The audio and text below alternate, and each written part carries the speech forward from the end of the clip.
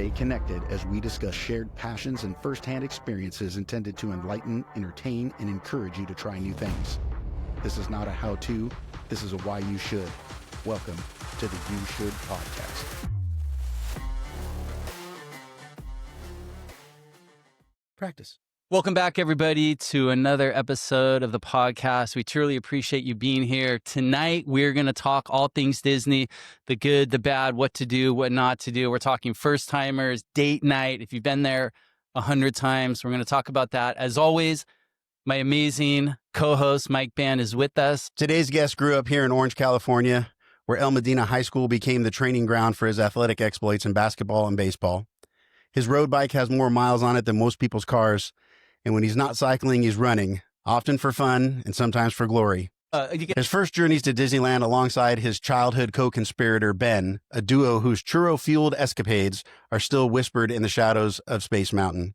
He has an uncanny ability to find joy in the smallest of treasures, whether it's his 3 pet frogs, Blue, Clementine, and Reggie, or mysterious blind boxes and Smisky collections. Today's guest doesn't just visit Disneyland. He experiences it with the precision of an athlete, the wonder of a child, and the strategy of a master. Please welcome to the show, Kyle Rasmussen. Thank you for having me. Glad to be here. I mean, it was amazing. I found like all the secrets I didn't. Oh, I can't move on that. No, you're good. Like all these secrets that I didn't know were going to get out are out now. But yeah, so we have a research team that does a deep dive on all of our guests. So we find out all the little secrets. Yeah, you did it. And dude, we are super pumped you're in here. I think when I started talking to you about coming on Disneyland, especially if you live in Southern California, it really is something that is dear to all of our hearts. And for you to experience it as many times as you have, I think is amazing. And it's a great topic because even when I still go now in my 50s, I walk in and it still is a great environment to be in. So just how did you get started going to Disneyland so many times? Well, you know, it wasn't my whole life that I was doing it like that. Like you said, I was with my friend Ben back in the day. We had a pass for maybe a year, and then took a big break. I was always lucky that my dad had coworkers from the fire department that worked at the Disneyland fire department, so they were able to get us in, so we could go, you know, more times than the usual person. So we were lucky that way. But it was never as consistent as it is now. And I mean, now I hear the number of how many times I've been, and that's probably only in 3 years. I've been going hundreds of times, and it's. What do you think you're at right now, if you had to guess? Probably it's over 400 now. I mean, we're probably creeping to 500 easily, and it just keeps going real fast. I mean, I'm there 3 times a week certain times, as much as I hate to say it. And if you can put it into words, because I know Disney means something different to everybody, but for you, what is special about the place? I mean, it's just like as cliche as it is, it's a whole new world compared to what we're around here. And especially in Orange County, we don't have any walkable cities or kind of big areas to go and do everything where it's entertainment, food, and, you know, things to see. So it's like getting to go to a new state, new country. I mean, really a new world. But yeah, so it's just got everything for me there. God, that's such a good point. I've never thought of Disney like that, but you're right. Living in Southern California, there isn't this one hub where we can go and have all those different experiences in one shot. What do you love about it, Mike?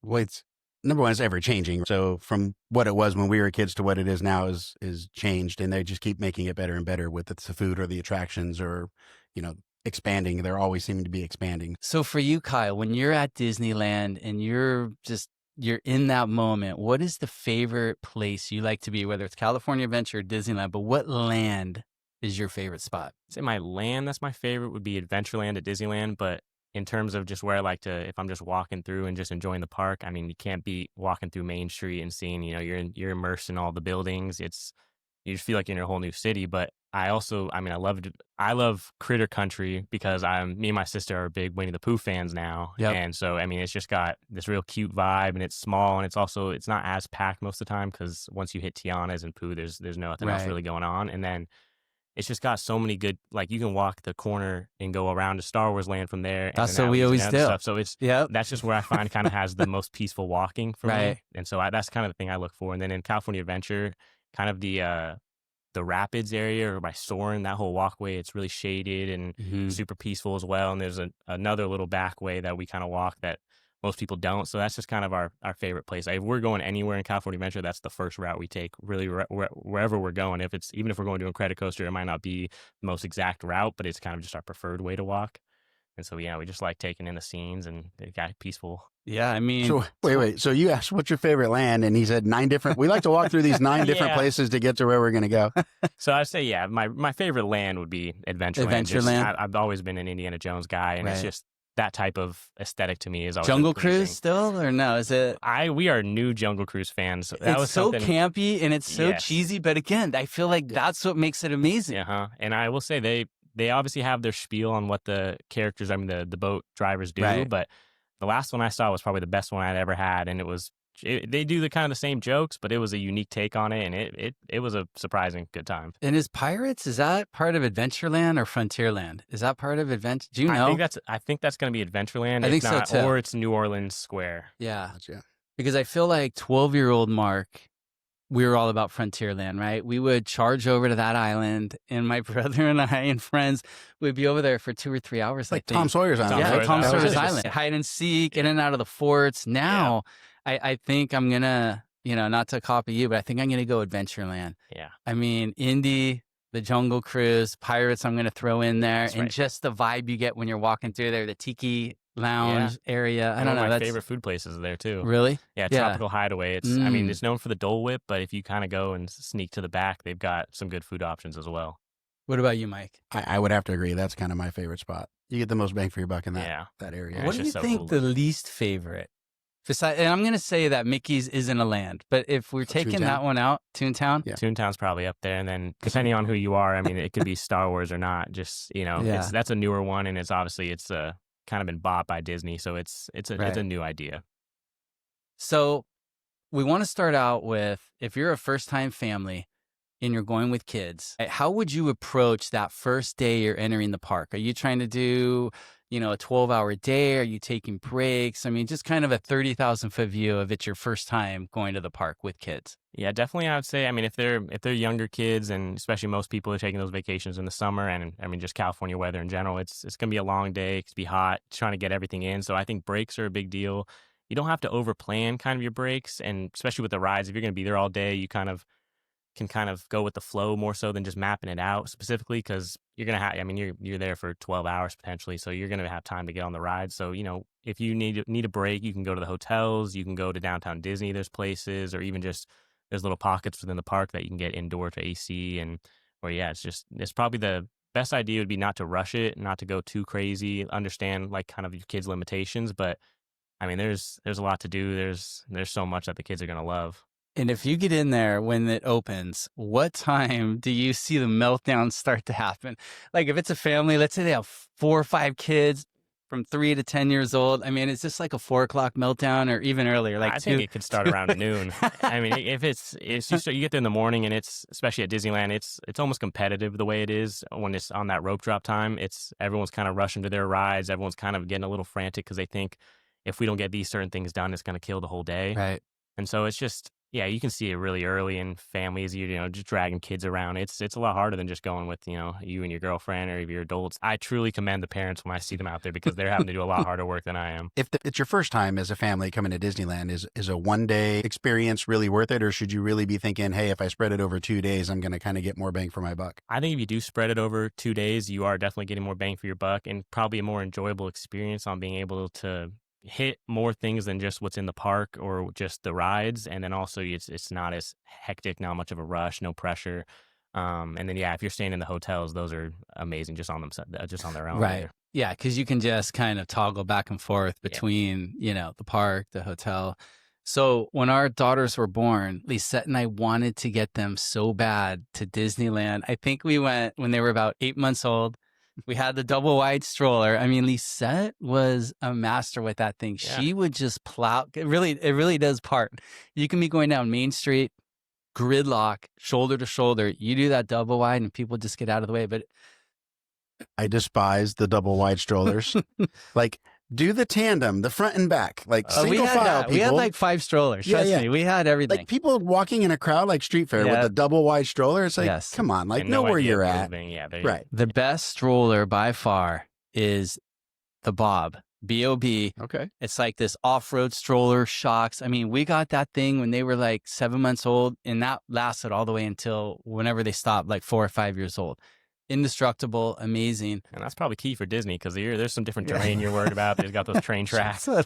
So even as a kid, right, you would go to Small World, right? And what do you Mhm. see at Small World? You have this giant parking lot of strollers. Strollers. There's 150 strollers. And as a young kid, like preteen, I remember thinking, if I was a parent, I would bring my ratty old stroller here.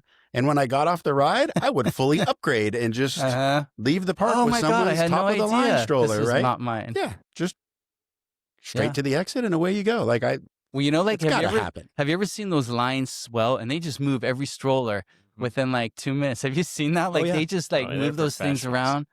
So we get in there. They're 8 months old. We did a hot lap around, and 45 minutes later, we're like, well, do we just leave? Because again, we They couldn't can't go on anything. we couldn't go on anything, right? It was hot, to your point, in the summer, you know, and we just left. Yeah.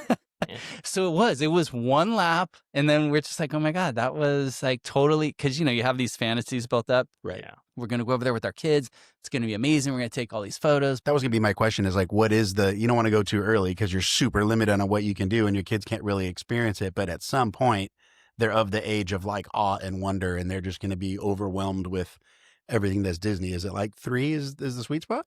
I think that might be the start, which is probably why they've added to where now kids under 3 getting free and 3 is the Right. cutoff because Yeah. I think that's right when it starts being a big deal to the kids. Gotcha. So if I'm over there with my family, what are the top must-do rides with my kids that are 10 and under? 10 and under kids.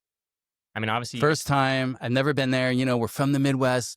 We've been looking forward to this. We come out to California. We're doing all these things. We're going to hit Disneyland. We're doing a day at Disney. I'd say the big thing, obviously, you got to know what movies your kids like and who their favorite characters are because that'll play a big role into it. So if you if you have a young daughter who likes princesses, I mean, Snow White's a great ride. And Alice in Wonderland's a fun ride. Yeah, I mean, it all does depend on what type of kid you have and what they're interested in, but must-dos.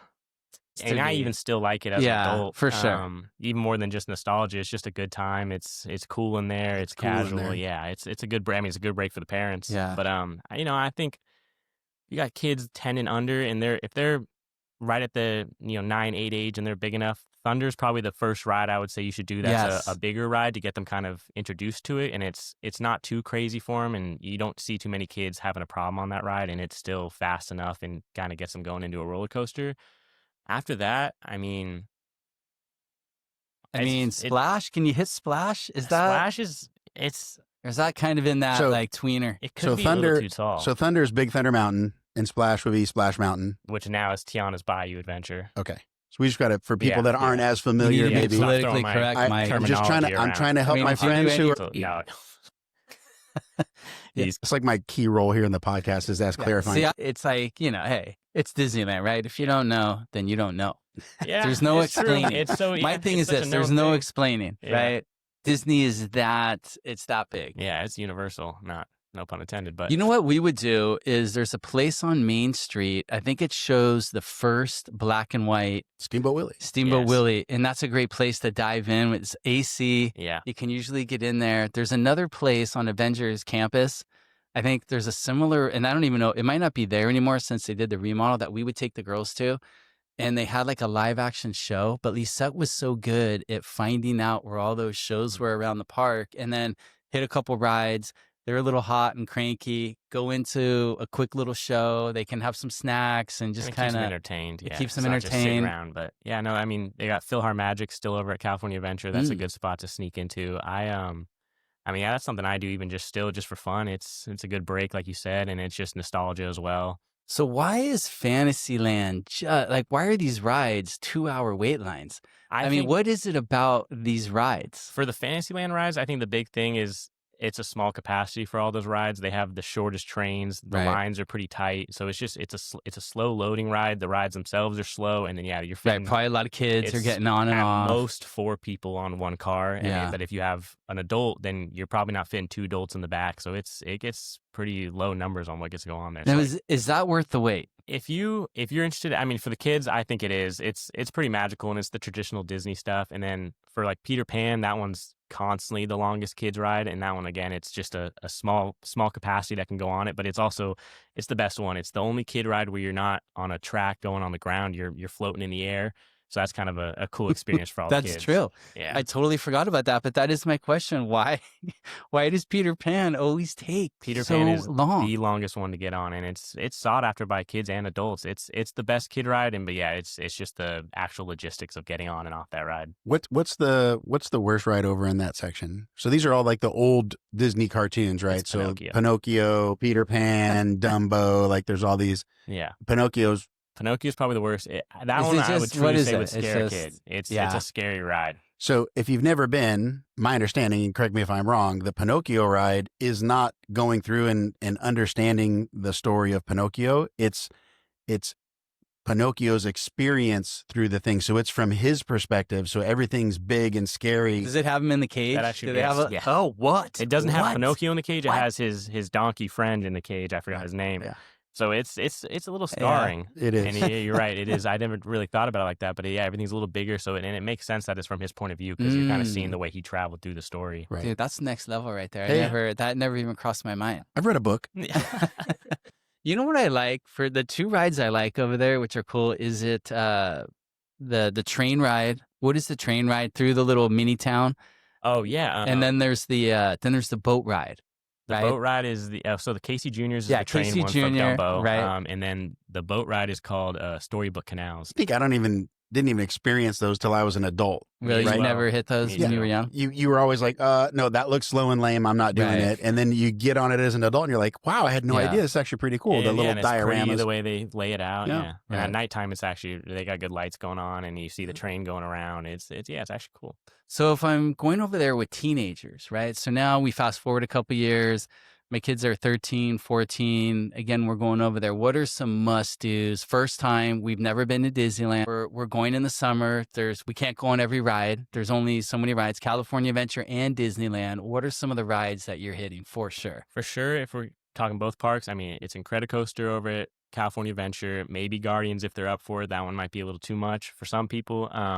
But also at Disneyland, it's space. I mean, still Thunder you want to do always. Have to do Thunder. But Space Space Mountain. Space Mountain, Big Thunder Mountain. Yeah. You guys got to use the names Space here. Mountain, yes. Right. Yeah. And Guardians of the Galaxy. Guardians of the Galaxy. Used to be Tower of Terror. Yeah. Okay. You know, everybody is going to goof on you for saying this. That's Like, bring it. No, this, I it's am a not. good idea. I am not editing this out. That's just so you know, because everyone's going to be like, "Dude, this guy was so like No, he's safe. hell bent on the proper name." There's someone in the Midwest somewhere There's be not. like There's- writing there- notes feverishly. No, and there's they're, not. They're thankful for Everybody my knows. contribution. No, I think you're good. So yeah, I would agree. I think you have to hit Yeah, Space those 4 or Mountain, 5 yeah. coasters. Obviously, I feel like Indy's in there. I do too. Indiana Jones. I mean, I was always obsessed with Indiana Jones. Yep. And, granted, I loved Indiana Jones as a kid. At the movies, I dressed up to him every day as in preschool. I would wear the hat, the shirt. That's I mean, awesome. if they would have let me bring the whip, I would have. But the first time I went on that ride, I was begging to come off of it. It's a great ride. I mean, it's the real thing. It's scary. It really puts you into it. So I just wasn't ready for it. And I feel like it hits that combo between, it's not slow like Pirates. It's Mhm. not, let's say, fast like Space Mountain, but it Yeah. kind of combines storytelling of Yeah. Disney and all of that into that ride, which is pretty cool. Yeah, of course. Because I mean, even in Incredicoaster, for being themed like a movie, unlike Space Mountain, you don't get as much of like a story to it. Right. But Indiana Jones, like you said, yeah, it does that. You get kind of the thrill, but also you're really seeing a lot of stuff, and the production and the decorations are unbelievable. So when you're over there and you see these punk teenagers, right, and they're just kind of roaming around, where are they usually in the park? Like, just you're let's say 14, 15-year-old Kyle's over there. You got 4 or 5 buddies. Where are you guys loitering around and just like up to no good? You're probably loitering around over by the big rides, of course, just because that's where you're trying to hit. But I mean, you're taking over the whole park. I mean, you're walking everywhere. You're obnoxious. You're No loud. place is safe. I mean, No, you're like nothing. knocking kids down, waiting in line for Peter Pan's ride, and then Yeah. you're over there. Maybe Fantasyland is the only place they stay away from because they assume Yeah, I think it's only so. kids. But Right. outside of that, they're everywhere. I feel like Adventureland, Frontierland, whenever we They're go, over there, that's yeah. just, again, that's where we would be. Yeah. All right, Avenger Campus, right? I know there's been a lot of development, redevelopment over there in California Adventure. if you bring your kids, is Adventure Campus worth spending some time in? Like, what is over there now? Well, right now, ride-wise, I think it's just Guardians of the Galaxy and then the Spider-Man ride, which I believe is called Web Slingers, something along that lines, that's a fun ride for kids because it's kind of it's an interactive ride. It's like Toy Story Mania where it's the same thing. You've got screens and it's kind of mini games, but what's cool about this one actually is you, instead of pulling on a cannon or kind of any other tool, you're just using your hands and pretending to be Spider-Man and kind of throwing the little move out there. And so Yeah. I mean, for a kid who likes Spider-Man at all, I mean, it's probably one of the coolest things you get to do. But of course it's not a full Spider-Man ride theme. Like they've set it up in a way that it's just kind of you'd only understand it from the ride itself. It doesn't have anything to do with any of the movies or anything, but it's the action of getting to do something while being on a ride, I think is a big deal for kids as well. I mean, and adults, it's just, something other than just sitting in the ride and kind of just seeing a story go by. But other than that, I mean, obviously if you have kids, Guardians of the Galaxy is not quite, probably they're not ready for that yet. So it is nice that all the development, like you said, is coming. So that land is probably going to be one of the next best ones they have. Yeah. Is the Monsters Inc. ride gone? Not yet. I think they're talking, or they actually already decided it's going to be gone, which that one's pretty heartbreaking for me. But how come? You love the movie? Is it probably one of my top 3 favorite movies? And then that one is truly like, you're on that ride, you're going through the whole movie perfectly. Yeah. And so it's just, no, the girls love that ride really well. The set is awesome, but yeah, it's just one of those good slow rides. But yeah, and that's too, it has a pretty long line. I mean, the kids like that one too. I think that's still, even though it's an older movie, I think parents are still using that as a good way to kind of teach kids not to be afraid of monsters, probably. So so you see young kids still going on. They're not today. in your closet. Yeah. I swear to God, they're not. If they are, they're out. nice. They don't mean to scare you. So one of my daughters was so into The Little Mermaid. I mean, I've probably seen that movie, no shit, 150 times. And she would go to sleep every night with 2 Ariels, right? So 2 Ariels, and this is so funny, right? One had to be swaddled up. So they had to have the blanket completely like on her. Anyway, the Little Mermaid ride in California Adventure, again, if it's a hot day, that is a great little escape the heat. It's a pretty long ride. It's going to break down 3 times while you're on it, constantly, right? Always. Yeah. But we would go on that like every time over there because she loved Little Mermaid. That theme ride, I feel like, was clutch over there. That's still one that I do too. I've never been the biggest Little Mermaid movie fan, but I kind of know most of the movie because of the ride. Right. But yeah, my sister got me going into that probably within the last 3 years, and I was never going on as a kid, but now I go on it. It's probably one of the first things I do at California Adventure every time because it's pretty quick to get on usually. And like you said, it's a cool place to get in when it's hot, and it's an easy access ride. So then when you go past the Little Mermaid, right, and there's this collection of, I think there's the chairs, right, that go around, and then there's the little what is that? The little like really slow roller coaster ride that goes up and down, and I feel like there's a couple rides over there, or no, maybe not. Right past Ariel, it gets into I mean, there's like food and stores to the right, and then there's it's the Flying Zephyr, I think is what they say. So that one's up there.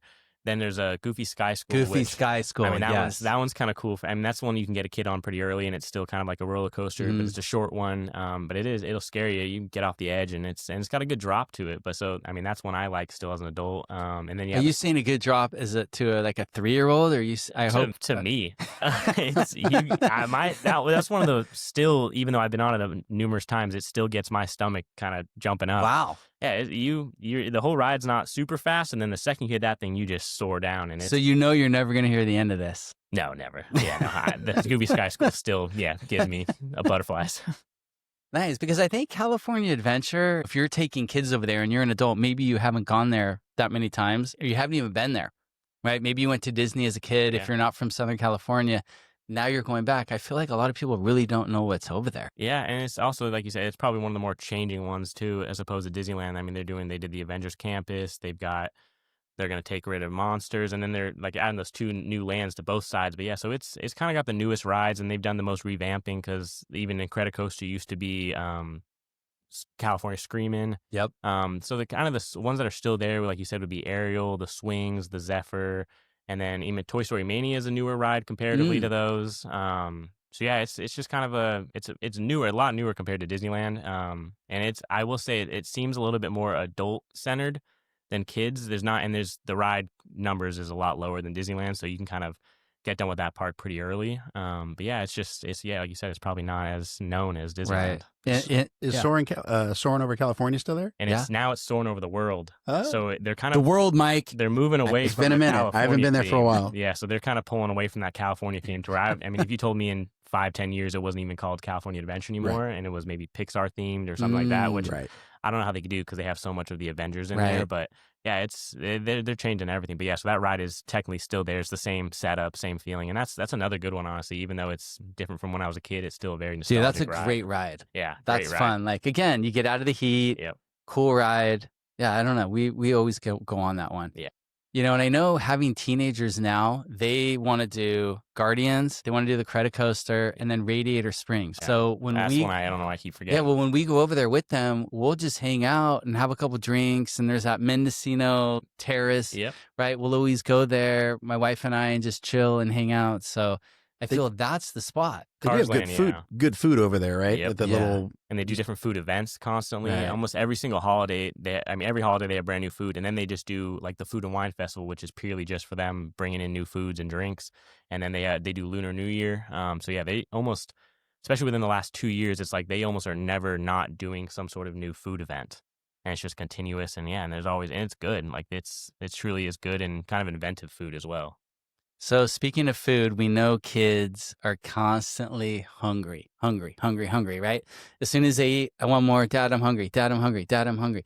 So if I'm going over there again, I have my family, 3 or 4, 5 kids, right? Maybe they're bringing some friends. What are a couple go-to spots where we can all like a meal? You know, maybe it's not just adult related, but what are some cool spots that you would hit? I'll say the number one spot would be Lamplight Lounge. It's good food. The ambiance in there is unbelievable. They have certain Pixar themed things that didn't even know existed, and I could stare and look at those things all day. But so the food there it's great for adults. They have a really good kids menu. In fact, they have a mac and cheese on there that I order myself in a adult portion because it's not like just a typical Kraft mac and cheese. It's very good, and so that's probably number one. Outside of that, it's all pretty much quick service after that. But I mean, Cars Land has those cozy cone area. They have the mac and cheese. They have corn dogs. They have ice cream. So there's always obviously the typical Disney stuff, the pretzels, the popcorn, the churros. But in terms of restaurants, I would say Lamplight Lounge, and then like you said, Mendocino Terrace. That area's got some good stuff. There's a restaurant there. There's a corn dog cart. I don't know if it's still there at the end of Main Street. So if you're walking in, it's at the end of Main Street on the right. Yeah, on the right side. And that is like we hit that thing every time. And I don't know why corn dog at Disneyland. It's just right. And they have the corn dog castle over at California Adventure is also very good. What is that? They still have the same. It's kind of the same style. They have the typical corn dog, but they also have the spicy hot or all beef hot link corn dog, and that one's.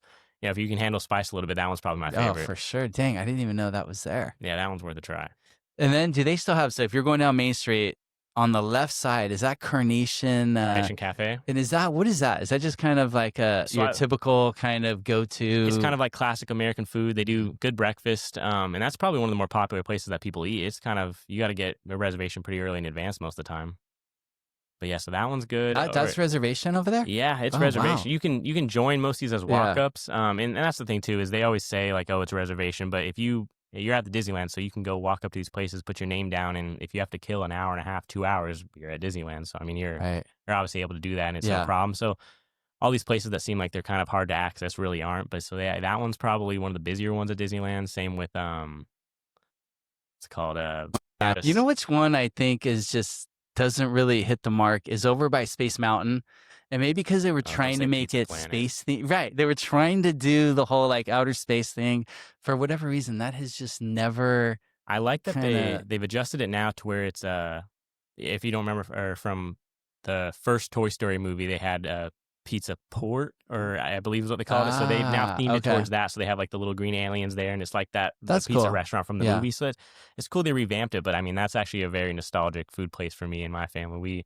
That was kind of my favorite. That was your spot. The pizzas, it's not the best, but the pastas actually aren't bad, and they still kind of bring in some new ones as well. So it's worth a try, and it's kind of a bigger eating area, so it's nice you can always kind of find a seat, and it's also cool key. Inside. You know where we'll go a lot is if you go all the way past what is it? Tiana's. Oh yeah, Tiana's Bayou Adventure. So if you go by Splash Mountain all the way to the end, that giant Terrace Yep. food place, Hungry Bear. Hungry Bear. Yep. I feel like it's got so much seating, and it's does. kind of at the very end, and it'll. And it's all shaded seating. It's all too. shaded. Like the park will be packed. We'll go out there sometimes, and we'll always get a spot. Yeah, and there's still even like a back section of the seating on the second level that they sometimes don't even open because no one's sitting in it. But it's, so they have plenty of seats there, and that one they've actually started doing new food there. So it's really like Southern barbecue style, and so they put in a brand new menu probably within the last 6 months. And wow.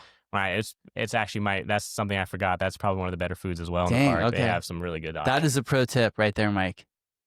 Do you agree? Yeah, again, I haven't been to Disneyland in I don't know. I thought you went over there for the show. No, Had to do some recon. no. But I will re-listen to this before we go next time. That's for sure. Oh yeah, you're gonna have it all mapped out with your family, right? Like For no, sure. no, not that way, not that way.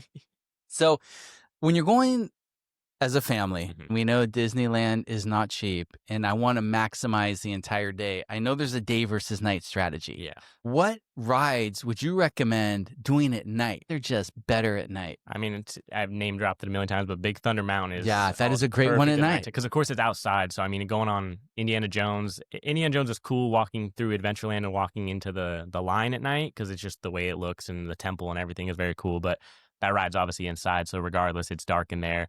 But Big Thunder, I mean, you get the lights of everything around you, and there's something about it when it's at night. It almost moves faster. But yeah, so I like that one at night. The teacups at night, if you're doing something small and easy and quick, that one is also very cool. It's got good lighting. It's in a good area of the park to where even when you're spinning around, you're getting to see some cool stuff. And and then the Matterhorn's right there. That Matterhorn as well, probably another one at night because you're in and out of the mountain, and it's true. Seems a little more right on theme. And the abominable snowman just seems that much scarier at night. He's Don't gotten you think scarier. So? Yeah, Mike? Yeah, no, I know they've made him scarier over the years. Yeah.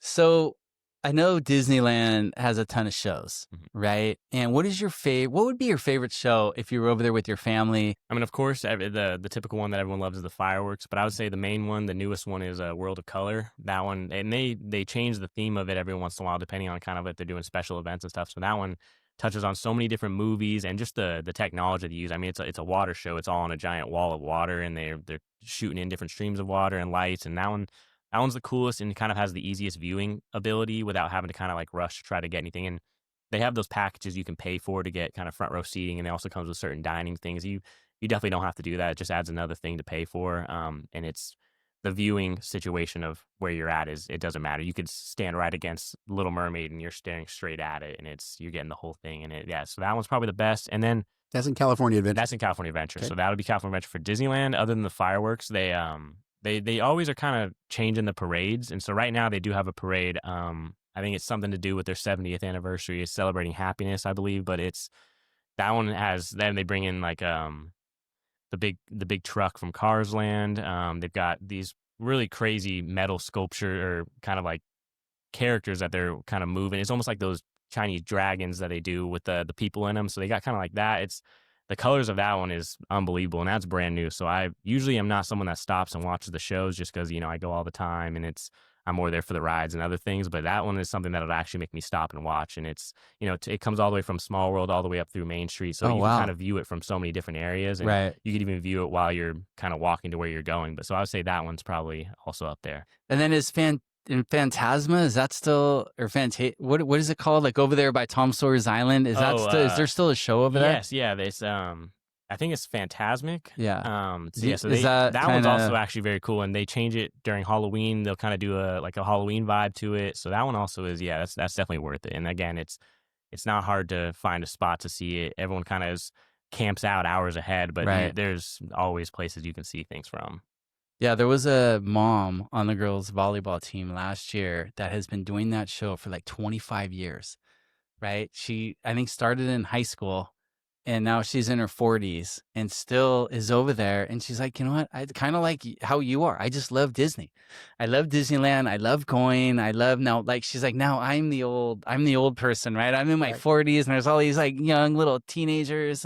But yeah, she still is out there. Yeah, there's a lot of adults who 4 or 5 times a week the shows. Yeah, and they go to see the show at night and get some dinner. But yeah, they'll camp out and watch that whole thing start to finish. And now that I think of it, their volleyball coach 2 years ago, he drives one of the floats. Again, he just applied to drive a float, got hired, That's And unbelievable. so, You a got a dream job. question, this just popped into my head. If you could have any job at Disney, what would you take? I would take, and this sounds crazy, but custodial is kind of a big one for me. That 'Cause you're is the just most ridiculous walking through the park answer the whole we've time. ever got. You get to just, I mean, you're in the park, you're walking through That's true. it. You're not stuck at like You're not Small World stuck. going like, oh my God, I'm going to blow my brains out That's because the thing I I keep think hearing about the a lot song. is the songs over and over again. 100%. And like, for example, like that Philhar Magic little show that they have at Disney or California Adventure, it's really cool in there, and like it's AC, so you're never in the heat, but you're hearing the same thing over Right. and over again. I think about that every time for the workers. I'm like, are they just stuck with that noise when they go home? But so yeah, for the custodial, I mean, it's my dream. I just get to walk the park. Yeah. And also I feel like most people understand that they're not the Disney experts out of the workers. They're not True. getting harassed Yep. with questions and stuff. See, that was a legit answer. I kind of like poo-pooed it there. I shot it down, but that is the one, because if you're at a ride, you're having to deal with stupid people, crazy teenagers and all that. But I knew a girl, and she said at Small World, you could only work 2 hours at a time because of the song. Oh, wow. So she's like, there's a couple rides that have repetitive songs, and you're They only won't. allowed to work a certain amount just for that point. I mean, which it's you good to just know said. that they, as like an employers, they care about that stuff, and they take care of them and don't want them going crazy. What would you want to do? So my first thing would be a Jungle Cruise guy. 100%. That's where I am too. But don't when think I I have the heard personality Kyle, for though, I'm that. like, to just cruise the park and see everything, No. Mhm. I feel like that would be pretty dope. So obviously there's kind of like there's certain characters I like to play, and what I've heard is they really only do kind of like 5 to 10 minute shifts and just switch out pretty often. So Oh, it's wow. not, if you're in that Right. suit, it's not as bad as you think. Like when you're in the heat, they're just out there for hours. But there's certain characters I'd love to be. I'd love to be Sully from Monsters Inc. Mm. It'd be awesome. Nice. Yeah. Give me the little nickel-plated 38. Like, yeah, I'm in. I'm all about it. I'm going to tell the same dad jokes over and over. No, yeah, I'm going to it's make fair. people laugh and tease people in the boat. Yeah, Jungle Cruise. That's a good answer too. Do That's you a fun think time. they get to like build their own monologue, or you think that's handed to them? So my understanding was there's like a script that they do, and then you can Mhm. only do it so many times before you start naturally putting in your own kind of Right, yeah. slant to it. And for a while there, it was pretty political. This was like maybe 20 years ago. And so they were doing like, Saturday Night Live jokes on that thing and like making fun of politicians or Yeah. whatever. And everyone would get a laugh, and the kids, it would be over their head. But I guess it kind of went too far and started going too off script. So they kind of like, Disney had to like, all right, stop, back on script, no more ad-libbing. But it sounds like thankfully they've kind of, that was always the best part, It especially was, as an right. adult, because you get to Yep. hear the flair of Yeah, whoever exactly. your captain was. Yeah, those guys were so good. So good. Yeah, they get to put their own personality on it. They're obviously Yeah. there's the same probably 5 to 10 jokes that you're going to hear every time Right. you hit that certain part on the ride. But I mean, yeah, they can do their own flair enough to where it makes a big difference. I'm all about it. I agree. No, I totally if agree. you have the personality for it, that's a great job to have. So Kyle, you are a Disneyland expert. What is your thoughts on a family using the lightning lane? How should they use that? Well, what is the lightning lane? Because I don't even know what it is. Well, Well, he's gonna give the answer. if He's you, gonna tell us. Do you remember the fast passes from back in the day? I do. Which obviously you went to each individual ride and you get to just grab the ticket and it tells you when you come back. So and you would come back and you would get to the front of the you're line. skipping the line. Yeah, exactly. Right. Yeah. So it's a way to get into the front of the line, skip the main queue. But so now it's unfortunately the change that they've made is you have to pay for it to get the whole experience. And then they also still have certain rides that don't fall into that list. They have to buy individually if you want to do them and skip the line. Oh wow. But I would say, I mean, Do you think that's worth the money? I mean, it's I think probably if going to be you're what, going- $100 a person? for the lightning lane, it'll be probably between, it can be like $30, maybe $60 a person, depending on the day. And then, sometimes just depending on the business, they'll decrease the price or increase it. So it's that per person. And then the individual one will be kind of the same thing. It'll be maybe $25-$30 to maybe $45 at the most for that Right. one ride. If you're going with a group who's never been, I think you have to do it. Because otherwise, I mean, some of those lines are long from start to finish. Long. And you don't want to you're going to kill your day waiting in certain Right. lines, and it's going to really kind of affect the kids, affect I mean, everyone. that is such a good point, because you're right. You're so fired up. You have all this excitement. You've been planning Disney for months and months. You finally get there.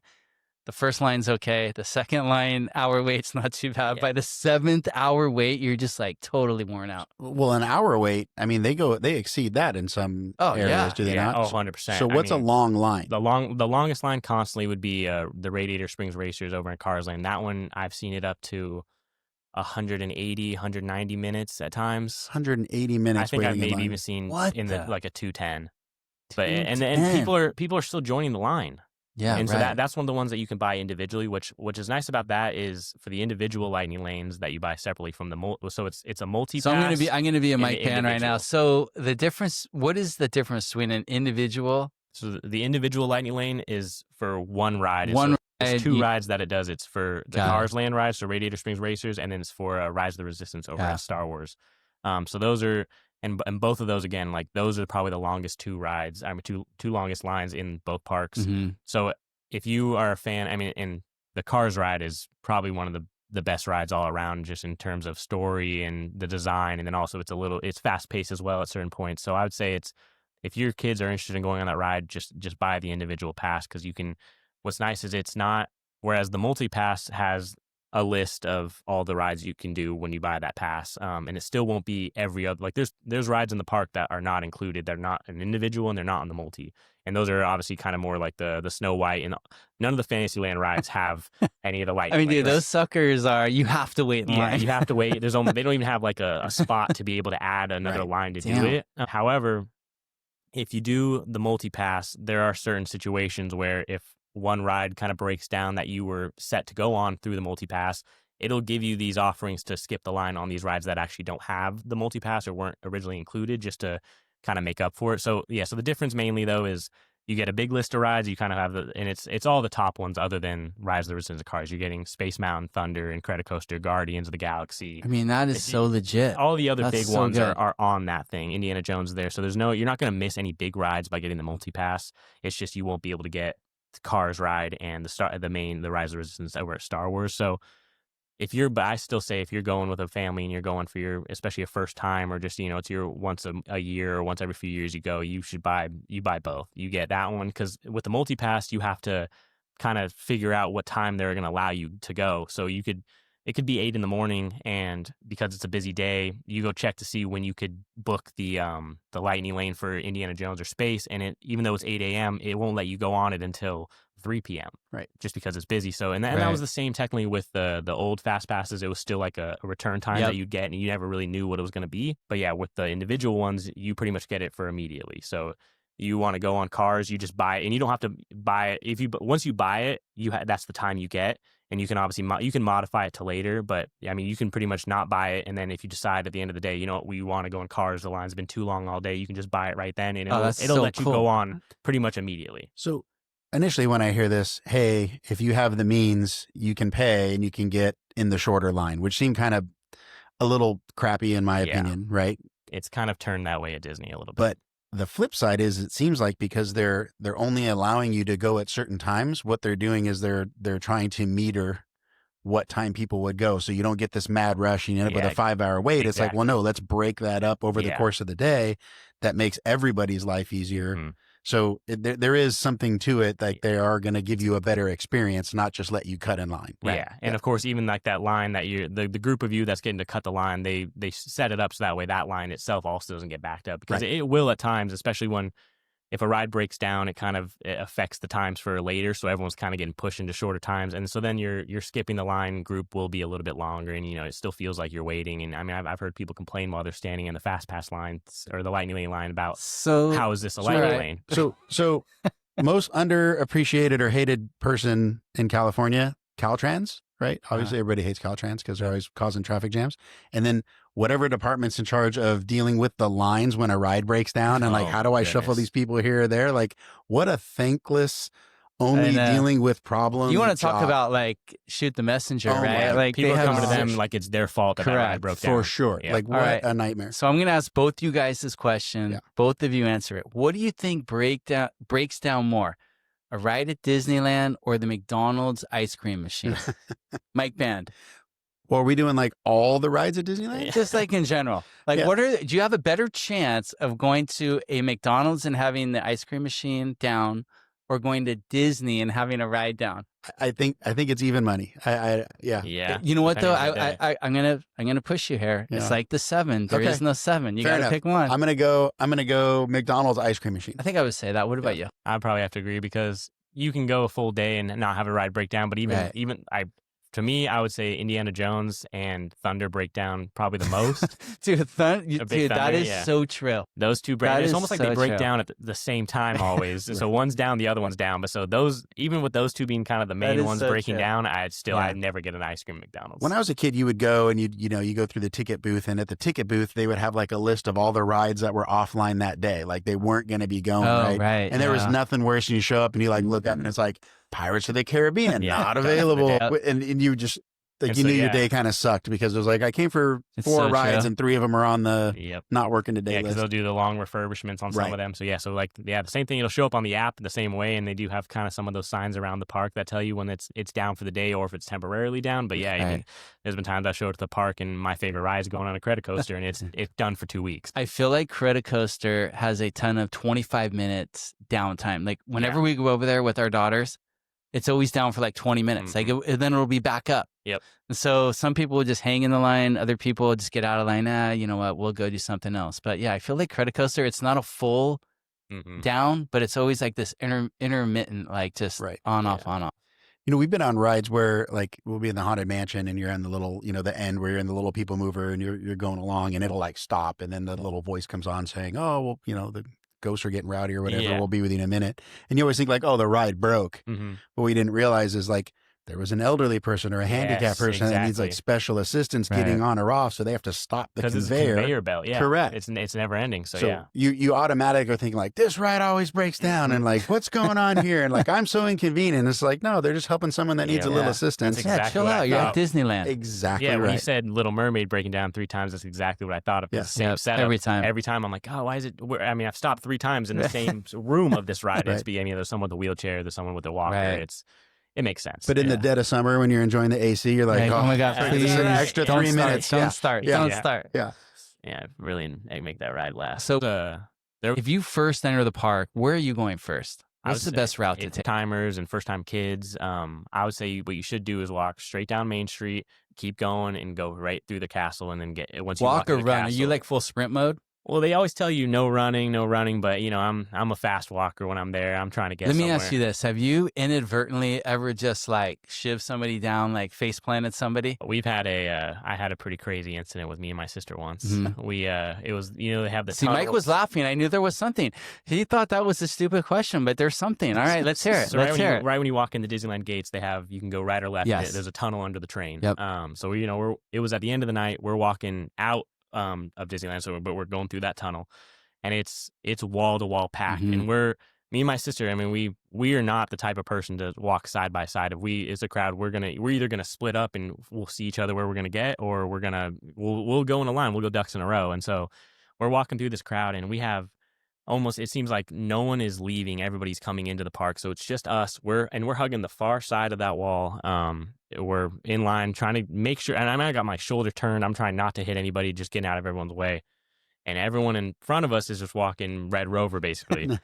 And so we had a lady who was walking by us, and our backs are almost like scraping the wall as we're Right. trying to like shuffle through. And she kept coming, and all of a sudden, I think tripped on somebody, and then tripped on someone, bumped into my sister, and I saw her now. She was like holding on to the side of my sister's shirt and her backpack, and I actually thought it was a kid who was like overwhelmed in the situation and was like Right. freaking out, grabbing someone they thought was their mom, but it was probably a 6-year-old lady who is now grabbing onto my sister as we're trying to get by her, so we're still moving forward. She's now turning her body, holding on to us still, and now we're facing this way. She was facing this way, is now facing the way we're going, but is now falling back and trips on Oh my somebody else gosh. and fully falls on her back. Oh, And the second she hits the ground, like we still stop because we think like, oh my gosh, like someone's hurt, and we Right. kind of looked back, but we knew we didn't like check her or anything. And yeah.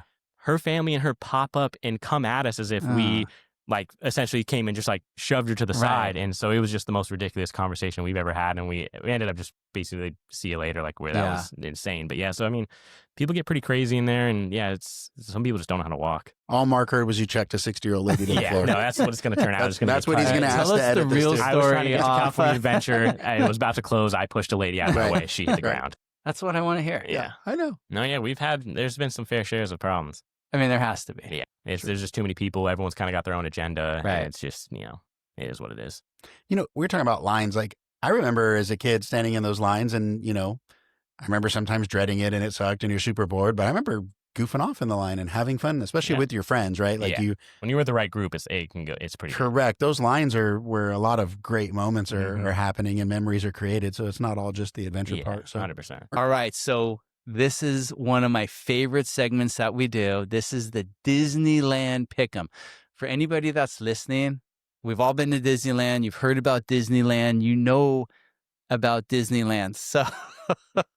So everyone is playing along on this one. My first question to you, Kyle, Peter Pan or Mr. Toad's Wild Ride? Peter Pan on what I'd rather ride, but if I get on it, I'm getting on Toad's way more than Peter Pan, but Peter Pan's number And one. why Toad's? Because I don't even remember what that is. So it's a interesting kind of story that they take you through, but I mean, what's fun about it is that, honestly, just the fact that the wheel you have in front of you get to spin, so you can fake drive the whole time, but it's probably one of the shorter rides you can get on in Fantasyland, but I mean, the best ride in Fantasyland is Peter Pan. What about you, Mike? Peter Pan. Yeah. You know what? I don't even know either one of those, but so the second question, and it's funny, I have my daughters, I went through these and we changed a lot. Taylor, you can see this, right? We have some redos here. Yeah. So, because I was trying to group up these rides, right, is what is the closest competitor? Yeah. That's going to make it the toughest answer. So, Radiator Springs or Space Mountain? Radiator Springs or Space Mountain? That Mike is Pan, an first one to incredibly you. tough question. I'm old school, so I got to lean towards Space Mountain. Dude, I'm going Space Mountain. I love Radiator Springs. I'm going Space Mountain. I'll just switch it up. I'll go Radiator Springs. What do you like about that over Space? I think it's just a complete ride. There's no real story to Space that I'm connected to. I mean, I'm. Wait, you don't like all the right turns all the way down? No, the ride itself is awesome. I love going on it, but yeah. And then they did change it from back in the day, back when it used to have kind of the I forgot what the band was. They had music in it. They had Red Hot Chili Peppers playing in there for a while. Yeah. That was really good. That was the first time I ever went on Space was like that, and I was a kid. And I mean, if it was still that, it'd probably be that for me. But they should bring that back. And you know what? I'm not a historian. I don't know if Thunder Mountain or Space Mountain came out first, right? The Matterhorn was always there, but I started going there before either one of those was there. Wow. When Space Mountain came out, it was a huge deal. Disneyland's not like Magic Mountain. It doesn't have all these fast rides. So Space Mountain was the ride for a long time. Yeah. And then I think other rides have kind of taken it over. Okay. So this is a Star Wars themed face-off. Rise of the Resistance or the Millennium Falcon ride? It's easy. It's Rise of the Resistance. I haven't been. I agree. It is Rise. Millennium Falcon is good. All right. What if I throw in Star Tours? Does that make it any harder? No, Star Tours is the bottom three of those. Yeah. I think it goes, it's Rise of the Resistance, Millennium Falcon, the Star Tours. So Millennium Falcon's almost like a Star Tours, except, you hit some buttons and kind of act like you're a part of the ride. But it's kind of the same thing. You're in a box that's shaking around. You're not really going anywhere. Rise of the Resistance, you're like in the movie. That was an unbelievable production for, I almost don't even call it a ride because it's not, I mean, there is the portion where you get into a vehicle and you are moving around, but it's just an experience. Like it is literally, you're walking through stuff, you're in the scene, you're in the set, and then you're in prison and you have someone coming to talk to you and you're in a movie basically. I think this is a tough one for Mike and I. Indiana Jones or Jungle Cruise? Two different rides. Two hard different to compare rides. them, Same right? plan, but very different, yeah. Yep. Yeah. But go ahead. Make your answer. Well, again, because I'm getting older, I'm going to go Jungle Cruise. I'm Indiana Jones, but I'm going to go Jungle Cruise too. I mean, I think we're dating ourselves over here. It is so hard. If I had another Jungle Cruise against almost anything, I would pick it. But I feel like the Indy, I kind of put it up there. They're both Adventureland, right? They're both kind of in that realm. I mean, weirdly, the Jungle Cruise is like a newfound love for me. But yeah, Indiana Jones will always be probably in my top three. My daughters love that ride. Because at first my first one was Radiator Springs or Indiana Jones. Is that tougher for you? It is tougher, and I think now I'll do, just based on my history, is I'd still take Indiana Jones. Yeah. Indiana Jones was the first time where they actually, because they knew when they were going to open it, like the lines were going to be crazy. Mm-hmm. So they built in so much interaction in that queue, in that line. Like there's things you can decode. Right. There's props you can play with. Yeah. Like there was always something to look forward to around every turn. It's the coolest looking line for sure. It was very well done compared to the other ones where we're just used to going back and forth. You just got the chain link right next to you. That was really well done, Indiana Jones. All right. Small World or Soaring? Soaring Over the World or Small World? And again, we have some nostalgia versus maybe what looks better and has if a better. it was still Soaring Over California, I would Yeah. probably be a guaranteed lock. You don't like Soarin'. flying over the Taj Mahal? I do. It's cool seeing that stuff, but it's it's just there's no nostalgia to it for me. Right. And then also it's just it's just not California when it's it's California Adventure. It made sense, and it was. But I'd probably still take Soarin'. Probably, yeah, Soaring Over California. I mean, I'm gonna default to the Small World. I think when I get on that ride, that might takes you be. back. It does. It might be the most nostalgia ride for me. I heard it's they probably were one of the I heard they were earliest. going to take the boats out and make it a walkthrough. Have you heard this? No. What? Yeah, they were talking about taking the boats Why? out to Because make it a people are walkthrough. being dingalings in there, or Just what? because it would reduce the lines, Yeah. right? They could just meter the people. It would be easier Yeah. to go through. I could You just enjoy push it your as stroller. a walkthrough, honestly. Yeah. Like a and- conveyor belt, or you actually walk? I think it was just. I heard they were thinking about doing just a walkthrough. Have they updated that at all, or is it still like I cardboard? think it's still cardboard, but I think it was down from because they obviously do kind of like a holiday special especially on the outside of it. So after the holiday season Kyle, ended, it's called an overlay. an overlay. That is yes. the proper. So I So- did find that out. It's called an overlay. the Come on, we overlay, need to yeah. be correct And- here and when it we're is- talking and Disney, it's because really we'll get well millions done. of comments. Yeah, people will correct us. But no, it's really well done during the holiday season. And so after the holidays ended, it was closed down for, it felt like 4 to 5 months. Oh wow! I think just now when the summer started was the first time that I noticed it was back open and was able to go on it. And they kind of zhuzhed it up in there a little bit. It's kind of, it's still the same thing, but each land kind of is just there's a little more going on. It's cooler. The colors are a little popping more, but yeah, it's still kind of the same. So ride. having been as many times as you have, can you notice instantly if there's just the subtlest change? I feel like I can. I mean, Yeah. yeah, when I went on that for the first time, I was like, that's new, that's new, that's new. And then still though, and again, because there's so much at Disney and so much on each ride, there's times that I go and point it out to whoever I'm with that, I've never seen that before. And they laugh at me like, how have you not seen that? It's here every single Right. time. But it's Yep. just, there's so much to look at. So it's, you Totally. can always see something new. All right. Matterhorn or Big Thunder? Because again, we're kind of talking a little bit about the old school Mhm. bumpy ride that you're going to get out and need to have a back readjustment, or Big Thunder. So for you, Matterhorn or Big Thunder? I'll take Big Thunder. It's just a constant. I mean, it's always good no matter what. They're both really good. They're both really They good. are. I love them. And no diss on Matterhorn. These are both, right. I Yeah. love both of these. And the design of Matterhorn is amazing. Yep. Yeah, I'd probably go Matterhorn. That's fair. I mean, this is hard, I mean, but I'm going to go splitting Big hairs. Thunder on this one. Yeah. Again, they're both A's, right? That's a good duo to put together. All right. Disneyland in the day or Disney at night for you? Disney at night. Okay, because you know what's, my entire family said Disney at night.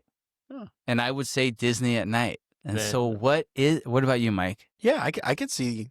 But what nighttime is being it as, I mean, of course, the lighting is unbelievable. The lights But- turn on and it's but, like, a little can extra you- magical. being there so many times, can you put that into words? Because I agree, there is something Yeah. so special when you're there at night. It could be 95, goes tonight, it's like 68, 70, cools down a Yeah. little bit. But what is it when you're at Disney at night? It's definitely the visuals, and of course, I mean, everything there that's so immersive. You got the music, you got but those lights turn on. It's just something special, and it's just like you said, the weather is always pretty much good if it's nighttime. I mean, obviously, if it's cold, it's cold. But I mean, a hot day, once it turns night, you just kind of calm down. It feels like Right. things slow down a little bit. You got to think those Imagineers are really good about invoking feeling, right? Yes. Like how they light things, whether they want you to be scared at this turn or they want you to be excited at this turn. Like they really have something in store for you. And by taking away the daylight, it just adds to their ability to Right. kind of manipulate your emotions That's as you're a good point. discovering things. Yeah, that's huge. Yeah, the Imagineers are unbelievable. So here's another one. You're either going to go single rider, be separated from your friends, or you wait in the longer line to go on the ride with your friends. So it depends on the ride. So let's say we're doing like a Big Thunder or like a credit coaster What or I say, something. what's nice about Big Thunder, I think if you go solo is you're going to sit alone. But if Mhm. you go on a credit coaster, you're going to be next to a stranger. And so, I mean, some people don't care. I mean, I'm going to yell and scream most of the time when I'm on a ride, but if I'm next to a stranger, sometimes I'm a little quiet. So but, for but you, I'm what not do you going to wait in the prefer? line though. So Yeah. I mean, if I had to choose, I'd go single rider agree. just to be able to get on it. Because we did single rider on Cars, Right. and that was huge. I mean, that cut the line in half. Mhm. Do you go in credit coaster or Guardians? I'm in credit coaster all the way. I've never been on Guardians, but when it was Tower of Terror, it was pretty legit. Okay. Same, right? It's just They dressed it It does differently? move a little bit different. I mean, it's still straight Yeah. drop, but I also love Tower of Terror. That was like a very nostalgia, and just the vibe of that, and the decorations were unbelievable. And Right. I'm not a big Marvel fan totally, so yeah, I would take Tower of Terror. Yeah, I'm gonna go Credit Coaster. I think that is legit, especially at Mhm. Disneyland. It's a fun ride. You got the loop. It's Mhm. the fastest ride at Disneyland. Yeah. I feel like And that at would be nighttime, my- that one's a good one too. That's true. Yeah. Okay, Makes sense. so this to me is the granddaddy.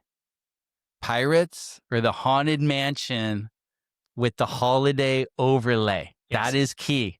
That is key. Not for me. Pirates or the Haunted Mansion. I'll take the Haunted Mansion with the holiday With the overlay. overlay? Yeah, For I like Nightmare Before Christmas. Yeah, dude, Nightmare. I mean, it's sick. Yeah. And right from when you walk onto like that ride, hmm like even when you're outside, they have the whole front redone, and Yeah, they really redo a lot just to switch it for the holidays. It's Yeah. unbelievable. yep. Is it closed right now? I Do think they they still- probably are just about to open it And back then they'll up 'cause pop it the open. Halloween time's starting, I think, this upcoming week. Oh, okay. Yeah, Wow. They started early these days. Yeah. Mike, Pirates. Dude, Pirates. it's just nothing hands beating down. Pirates. Like, are you insulted that I even asked that question? No, it's a great question, but yeah, for me, nothing beats Pirates. I mean, this is so hard because again, I'm probably there 100 times, right? Yeah. Pirates, God, And Pirates has kind of adjusted a little bit throughout It the has. years. It's added a Yeah. lot, right? Obviously, since the movies came out, Mhm. right? They Yeah, like did a lot the of Davy Jones section for a Yes. little bit, but yeah, but they also They took got out some of the What? cool stuff. yes, they did.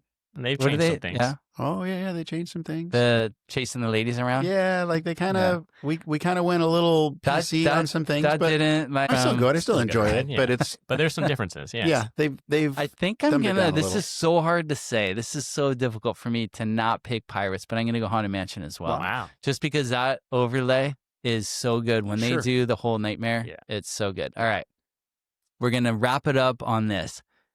If you could only do one park for the day, California Adventure or Disneyland for you, Kyle? For the whole day. For the and whole we're day. talking, I mean, there's no adjusting on if it's busy or not Correct. busy, daytime, nighttime. Just I have a full day to Full it. day. You get to do everything at the park, hang out there, do all the rides. I mean, I immediately wanted to say California Adventure because that's where I've been kind of liking the most recently, and especially as an adult, there's the drinking, there's the eating, and all that, but there's just so much more to do at Disneyland, and it also still has just more nostalgia to me that I think I'd have to say Disneyland. Yeah, because if you had said California Adventure, that That might have ruffled some feathers all around. no, but I mean it makes sense, right? It is geared more toward adults. 100%. Like what Kyle's saying is great correct. food. Yes. Yeah. If you want to grab a Yep. adult beverage, you can Yeah. do that there where you can't really in Disneyland. Yeah. Like, yeah, Well, we'll makes go sense. over there with the girls now. Let's say we get there at 4 and it's like 8:30, Mhm. and we're only in California Adventure, and they're kind of like, okay, we're good. Yeah, And you I'm can like, kind of get shit, it done like, pretty so quick. we don't even go into Disney, and that is so hard for me. Like, dude, we're I've not done even that going too, into where I go just to Disneyland. California Adventure. What about you, man? I mean, obviously Disneyland. Yeah, it's just there's more to it. Yeah, I agree. All right, so that concludes our Pick'em segment. Right, so we want to talk about date night at Disneyland. I feel whether you're coming out here on a trip, maybe you're going with your significant other, or if you're local, you're bringing your girlfriend. I can tell you this. I have brought a girl to Disney when in 8th grade, my junior year, probably when I was like 22, 28. Lisette and I went when we were dating for maybe a month, right? So I have brought girls at all different stages in my life, and I feel like we just maybe think families and teenagers are going, and we're just going with families. But I think the Disney and the date night is a huge topic. Yeah, I got to believe the strategy is different. So we talked about taking your family for the first time. Definitely different strategy involved. Taking your significant other, whether it's me taking my wife, been married 20 years, or my daughter or son taking their boyfriend or girlfriend as a teenager. I'm curious, what are the strategies from someone who knows the park better than anybody Like, else? why does it make a great date night?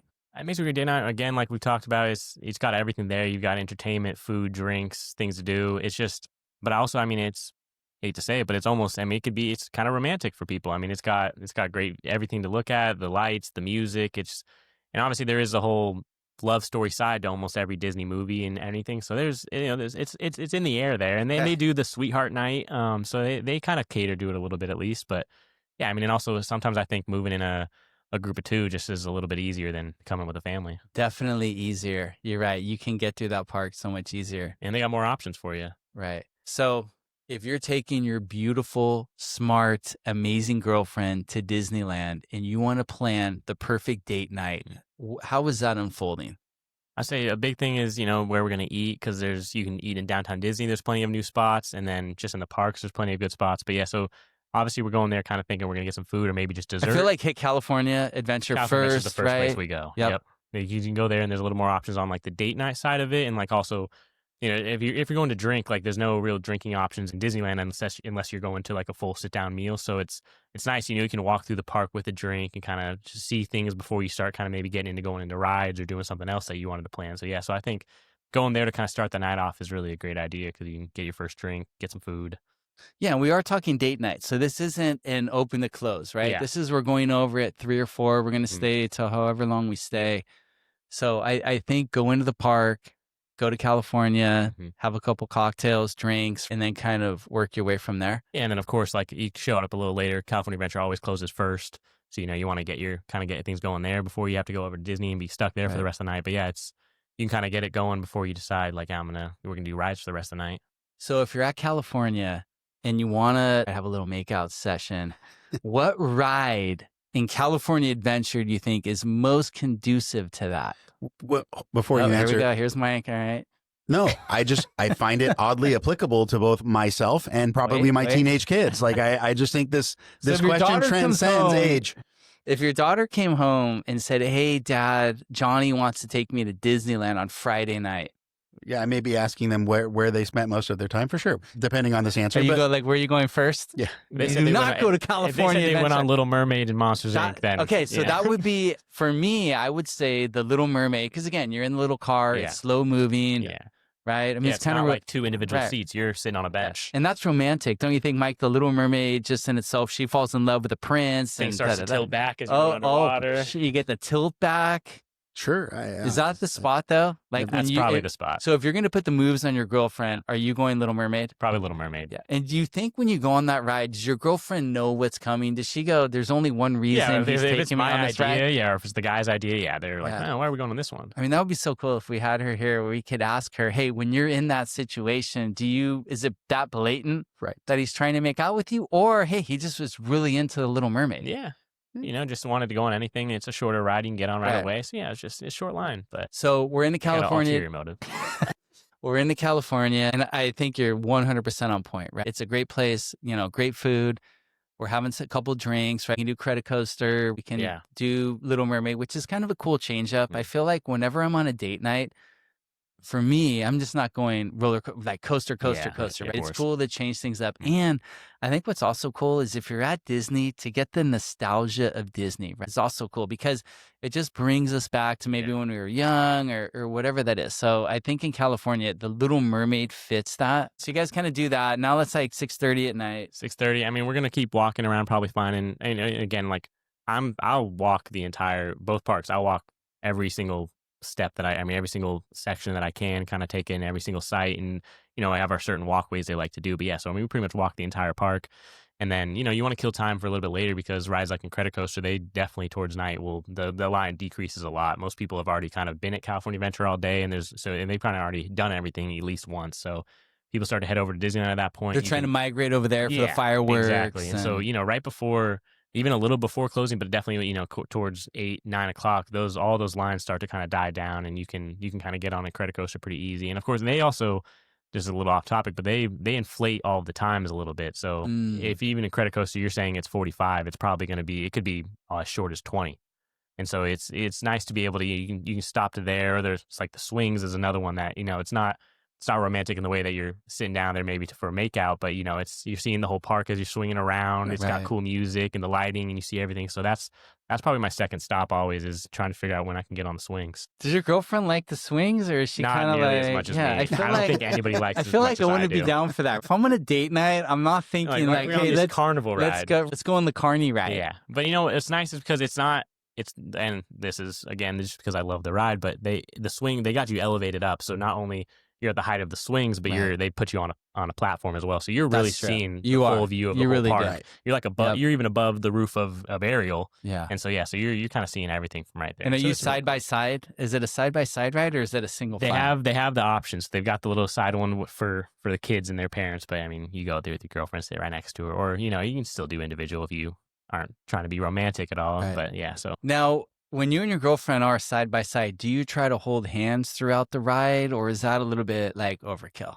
it's probably a Is little that like, overkill. are you giving them the ick if you're trying to do that? It's like, dude, this guy's like really run a ride. Like that's a little. Yeah, I mean, maybe on that ride, just because you're kind of moving a little bit. I mean, on an aerial, you can sit there with your arm around her the whole Right. time, and it kind of makes more sense. Absolutely. But yeah, so maybe not holding hands the whole time, but Yeah. What Maybe do a you little think, bit. Mike? I'm not a swing expert. I don't. Yeah, I it's a don't. swing expert. Yeah, I don't. All right. So I'll take it to the next step. When you're Yeah. walking through the park, Yeah. again, Disneyland's really crowded. Yeah. You're constantly moving. Are you trying to hold hands? See, in I have different, no or is problem. it like, hey, babe, we're trying, we're here. I have my route. Yeah. We're going bing, bing, bing. Or are you like, well, probably talking for me specifically, Yes. it's tends more towards we've got a route, we're trying to get places, whatever. But also, we're just trying to get to.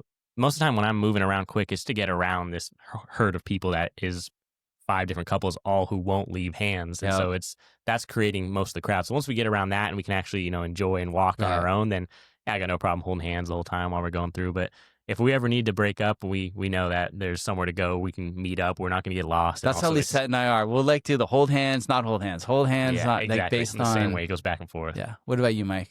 I think as long as the gentleman is making an effort to hold her hand, it doesn't have to be continuous. Yeah, that's a great point. So, what do you think? Where is the best non-ride spot, romantic spot in the park? Both parks, Disneyland or California Adventure.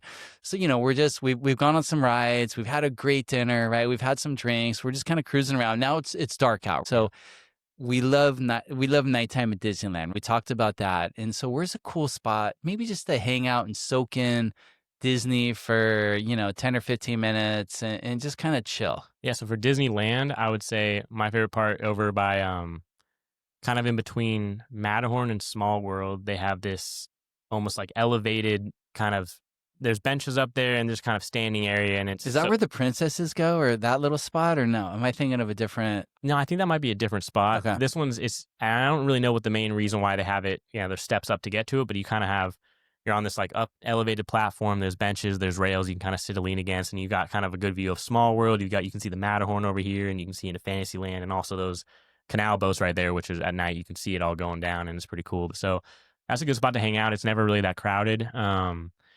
For California Adventure, I would say it's probably, just walking wise, I love walking up the pier and walking around in Credit Coaster and For just kind of sure. doing that whole loop. If Yep. you just do that loop, you kind of see, that's where I say like the prettiest views are throughout the California Yeah. Adventure. And so just doing that. And also, honestly, you walking through Cars Land. Cars Land is really nice at night. And Super that's- cool.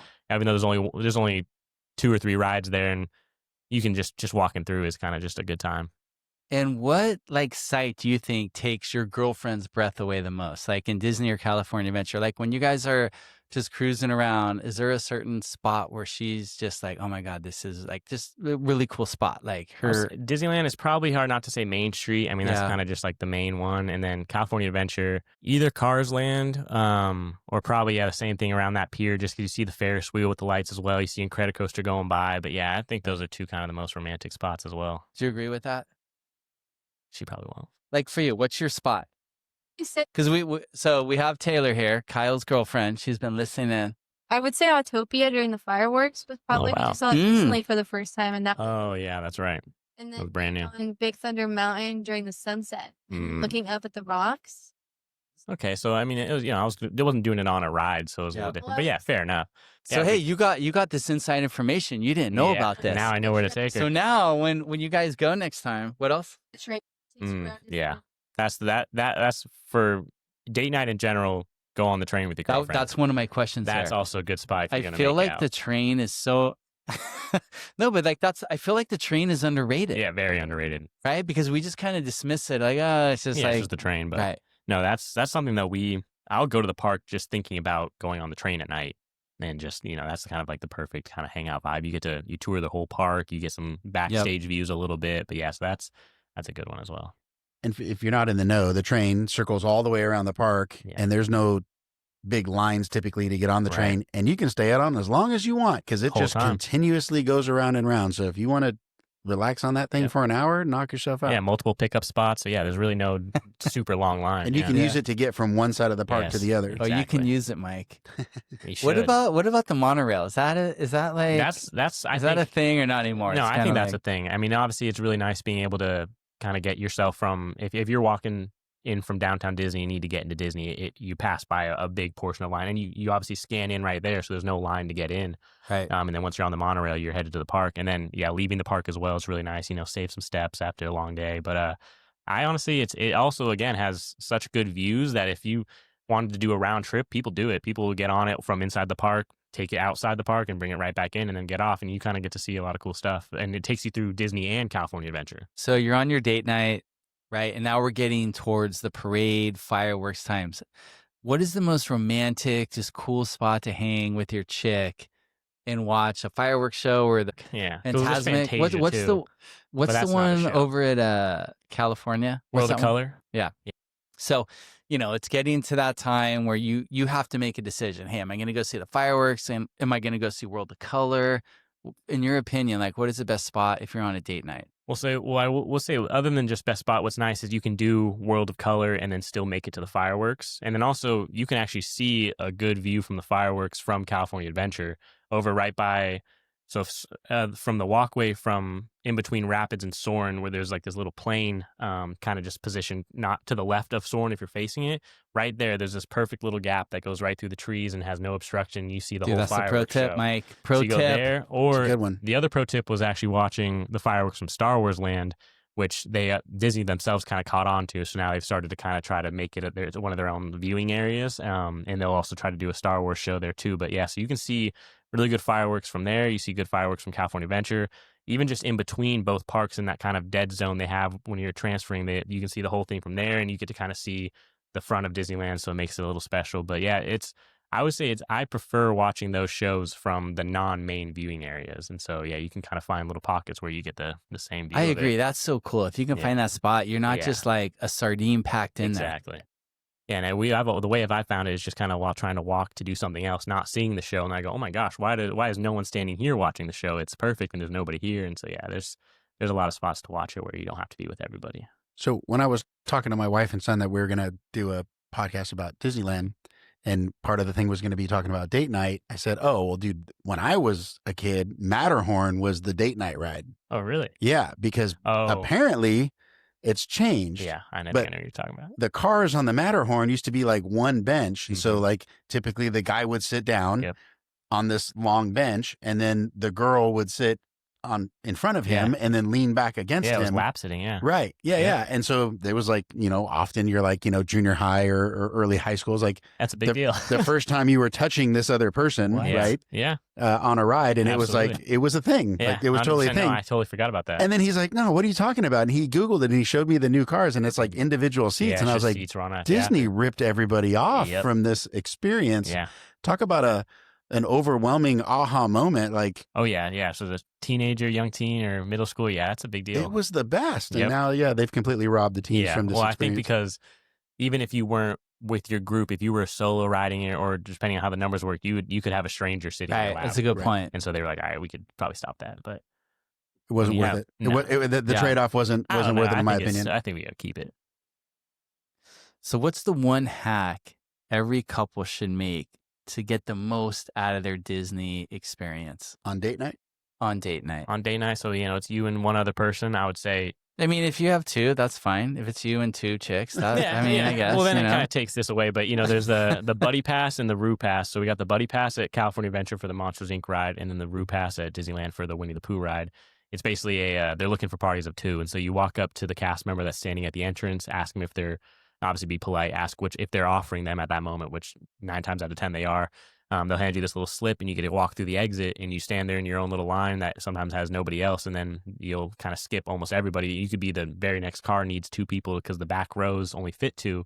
And so, yeah, it's a good way to skip a ride without having to get a fast pass or single rider. And Right. You're right there, yeah, with your significant other. But say that's a good tip. And then honestly, just knowing that the rides are going to die down at night, and just, you don't have to get there as early as you think to be able to get a lot of rides. And I'll go with my girlfriend, and we'll get there for only have maybe 2 hours total for the park to be open, and we can get in 5 rides. Wow. And there are 5 big rides. Like, we can go in and we immediately get Incredicoaster, then we leave, go to Disneyland, and we get Thunder and maybe Indiana Jones, and you get Matterhorn sometimes, and then obviously you mix in some small rides. But you'd be surprised towards the later evenings that things start to kind of cool off, and you can kind of sneak onto some stuff. So, it's 9, 10 o'clock at night. You guys are, I saw the parade, the fireworks, right? Had a couple drinks, and you want to do a nightcap. Where's that final spot you want to hit? Final spot, I mean, of course, if we're talking, getting drinks, that type of thing, you got to stay at California Adventure, of course, because that's the best way to access drinks and not have to be tied down to a restaurant and a full meal. Right. But yeah, I'd say for me, it's probably either, going to California Adventure and getting a drink either at Sonoma Terrace or Mendocino, because it's just, easy access and it's in a good area. But yeah, you get in, grab those drinks. You got World of Color right there in front of you. For sure. Yep. But at Disneyland, I would say the rides like Autopia are kind of a really nice time to end the night. It's you and one person. You're not in a car with a bunch of people. You're are all you alone. Driving, or are you letting I always drive. I don't want to bang around. So are you specifically saying that your girlfriend, she's not even paying attention? She isn't, yeah. She has all eyes on you. Me, right? so or the she views, is 100% on you, and she's just like hitting the gas, and then it's going where it's going. Yeah. Okay. So you're... Which a random tip though, if it works for kids, and if you just want to stare and look each other in the eyes, you take that steering wheel and just hold it all the way to the right the whole time. Yeah. After, it'll take a half second to adjust itself, but it'll stay center the whole time. Wow. And so you can just stay there and hold it to the right and not have to drive it and look around, talk, do whatever, and it won't bump the track at all. Oh wow. Yeah. So it's also That's nice cool. for kids too. That's a good If tip. they're banging around the whole time, you got a parent in there, you can just hold it and the kids pretending to drive. Oh my gosh, I never knew that. Yeah, that was a new something I learned as well. Yeah. But yeah, it's pretty cool. So best ride to make out on? Well, I guess I didn't think about Disneyland. Haunted Mansion, just like Ariel's another good one. And that one's even darker than Ariel, and you're on the same kind of little buggy to where you're in a bench and you're right next to each other, and there's no individual bar just restraining you. You just got that one that you're sharing. So I'd say that's probably the best one right there. Where's the best spot, non-ride area to make out? Star Wars Land is pretty good. I mean, it's a big land with not a lot of, everything's super spread out, and so it's never that crowded. So you're kind of in the back of the park, but I'd say that's really good. And then over by, in between Toontown and Small World, there's this little, there is. That's that a good big spot. stage, Yes. which it doesn't get used for too much anymore. Right. But then there's also seating areas over there, and it's really quiet. And also, again, you're looking at some cool stuff while you're over there. So yeah, it's a good little secret. Have you ever spot back kissed there. your girlfriend with Chewbacca in the background, just like right there, like just hovering, or no? No, I've had some characters sneak up on me while we're hanging out, dude, that's talking. solid. Yeah, That's so but good. Never in the middle of a makeout, thankfully. Yeah. I know. I feel like those are probably the best spots. I feel like when you're down by like Tom Sawyer's Island, it is so crowded there. Yeah. It's not. It's true. too busy. And they close it early, so Yeah, you're they not close it there at early. I night, feel like yeah. that's not a good. That's not a good spot. What about even around Credit Coaster? That's a good area just because it's a romantic area, but it can get pretty crowded. So you got to find a bench or maybe pull over to the side a little bit, not do it right in the middle. What about makeouts, Mike? Anything to add? When we were kids, it was Haunted Mansion. But Haunted Mansion is heavily surveilled with cameras and things. So Is it? I think smooching it up is all right. But if you're looking to do anything beyond that, just know is everything's anybody being recorded. What do you think? People are looking at 100%. Yeah. They are watching every single person. Yeah. And it's being recorded. And if you get too out of hand, my understanding is they will stop the ride and come over the speaker and make an announcement that There's a trap stop. door. You just fall through. Yeah. Yeah, no, they will make that announcement. Yeah, people trying to push the limits. Yeah. It's still Disney. Do they still have that beignet place in downtown Disney? Yes, they do. It's very good. Yeah, if you're going to the parking lot and you're driving by or walking by the beignet place in downtown Disney, it is worth stopping getting a bag of beignets. Yep. The original ones are amazing, good. and then they do some different flavors that they mix around, but just the classics are unbelievable. Yeah. Have you had it? No, Beignet. It's like I've never had that. it's like the lightest, fluffiest, like Krispy Kreme donut, but it's not frosted. They just put some powdered sugar, Yeah. but it's like eating a cloud of Oh, it's unbelievable. It's next level good. Yeah. And then they do the beignets at the new Tiana's restaurant area over in Disneyland as well. So they'll okay. mix in some new flavors too, as well as the originals. So yeah, they're Same good. as in downtown Disney. Same style, yeah. Oh, okay. Not quite as big, but yeah, same style. And there's a bar in downtown Disney too, like kind of in the middle of the walkway. There used to be a round bar. I don't know if it's still there. Yeah, so they just changed that now. It's actually a really good restaurant now. It's called Centrico. So it's I think it's Mexican style food, but it's like very modern and kind of it's very creative plates. It's not necessarily just traditional Mexican food. It's really good. That's one of the newer restaurants that I love. But yeah, I remember when I first started going. When I first had my pass, it was still the bar, but they were just about to change it. I wish it was still the bar because I heard that was a really good time. Yeah. It was just, It was you a cool could stop and get a circle drink. bar. Yeah. Yeah. You'd stop and get a drink, either, go back to the park or, Yep. we would leave the park on our way out and that's where we would stop and have our it's drinks. awesome. Yeah. It was like the Circle Bar. Yep. I Now think now it's still a circle, but it's just a restaurant. Got it. Yeah.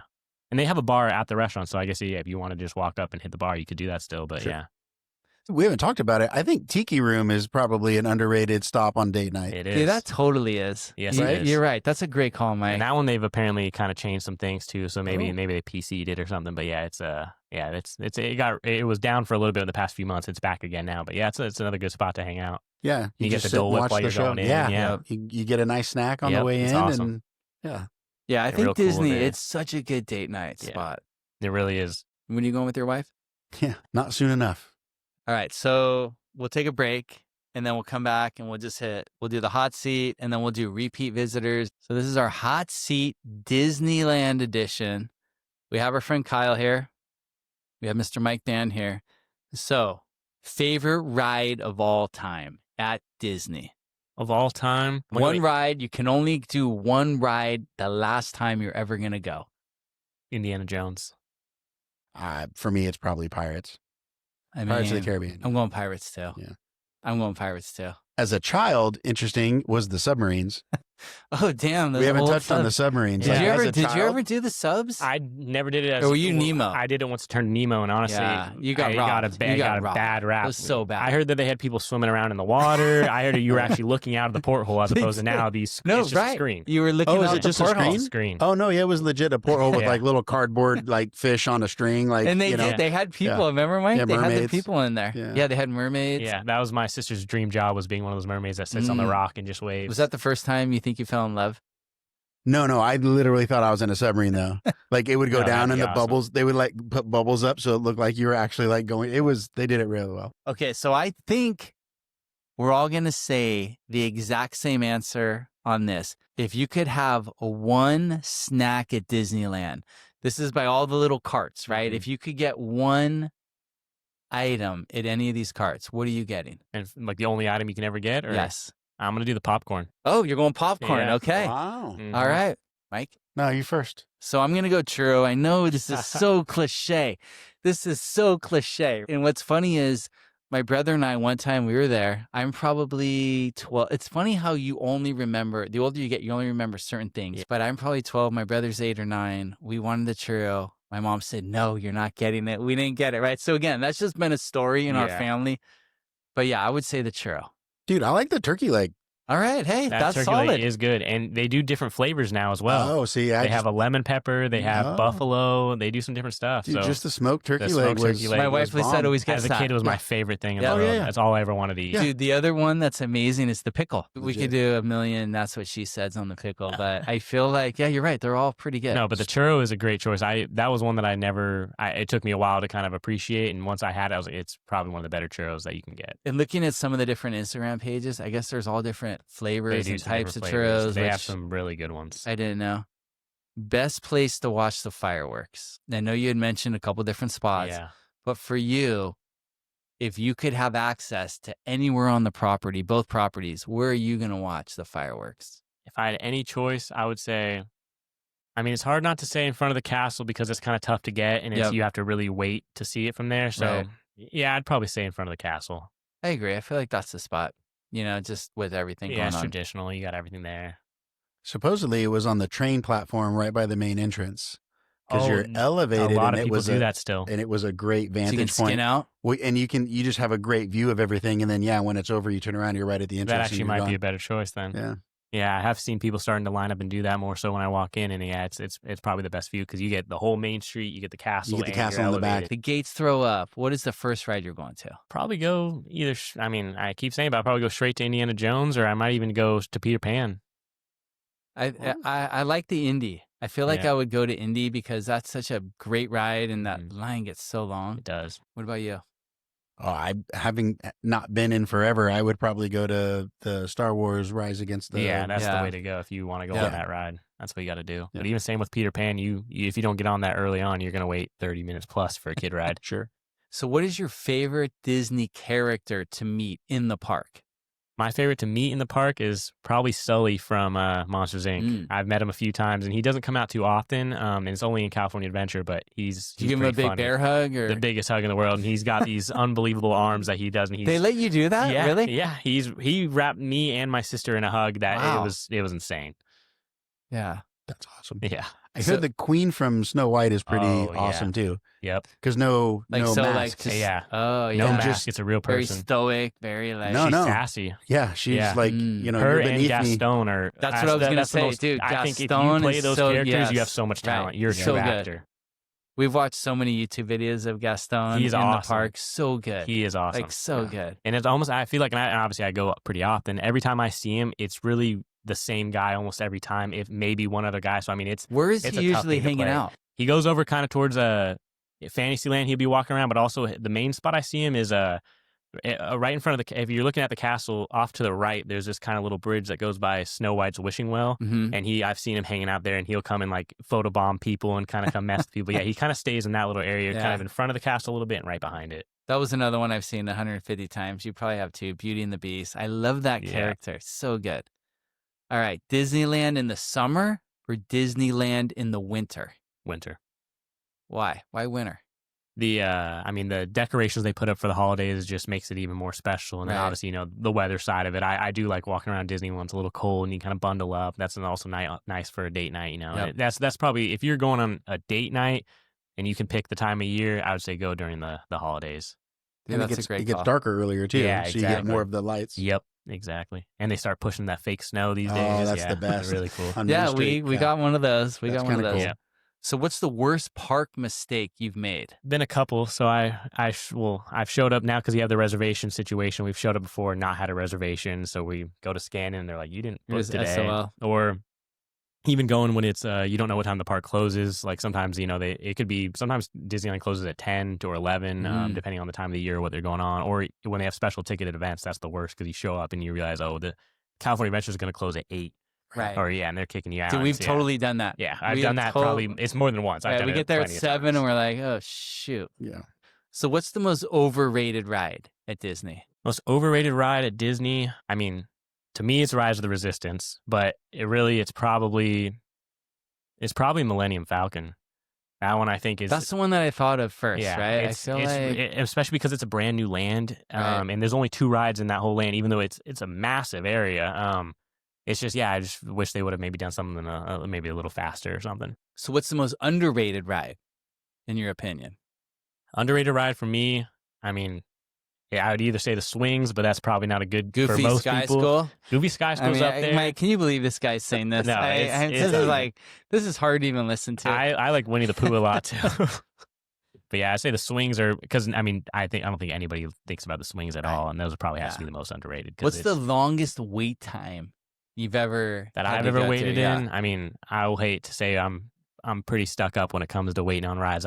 If it's longer than 25, Yeah. I won't even look at it. But I mean, I've probably waited for a ride when it's if it's that type of day and we're just gonna tough it out. I'd probably waited 45 minutes, but that's nothing compared to what the lines. So you actually won't get up go to. over an hour. Not even close. I really won't even wait in a 45-minute line. Yeah. But he goes all the time. That's the To- thing. It's to his way credit, different. yeah. It's way different. I know I'm going to go. I mean, like I said, there's weeks I go 3 times. And so I know if we're showing up to just kind of see what we get. And if we don't get it, I'm going Right. to be here probably another day. So I'm lucky that way. But yeah, I'm a little stuck up with the lines. Repeat visitors. We know living in Southern California, there's so many people that have been there hundreds of times like yourself. There's also people that travel out here every year Yep. to go to Disneyland. People Hey, with passes that live in Washington. correct. Yeah. So you've been over 500 times. What are some hidden gems that keep you coming back to Disneyland? For me, I mean, you can always notice something different. That's obviously, but hidden gems, I mean, it's just the new food everywhere. I mean, I haven't tried everything. I haven't tried every drink there. I mean, and then again, they're always adding stuff. But for it's just a great spot to walk around. I think just the different areas to walk through is just a hidden gem to me, because it's not. I don't go through just the main areas. I don't go Main Street only and kind of all past the big rides. Like, just kind of, you'll find little spots in the park that just has something that appeals to everybody. Because like here in California Adventure, you got the wilderness side of it. You got something that looks like San Francisco. You just got so many different things where you kind of find like your kind of aesthetic, your vibe, and yeah, it's just got It's good so stuff. true, because when you do walk through Disneyland, to your point, you do find those little spots Mhm. that just appeal to you. Yep.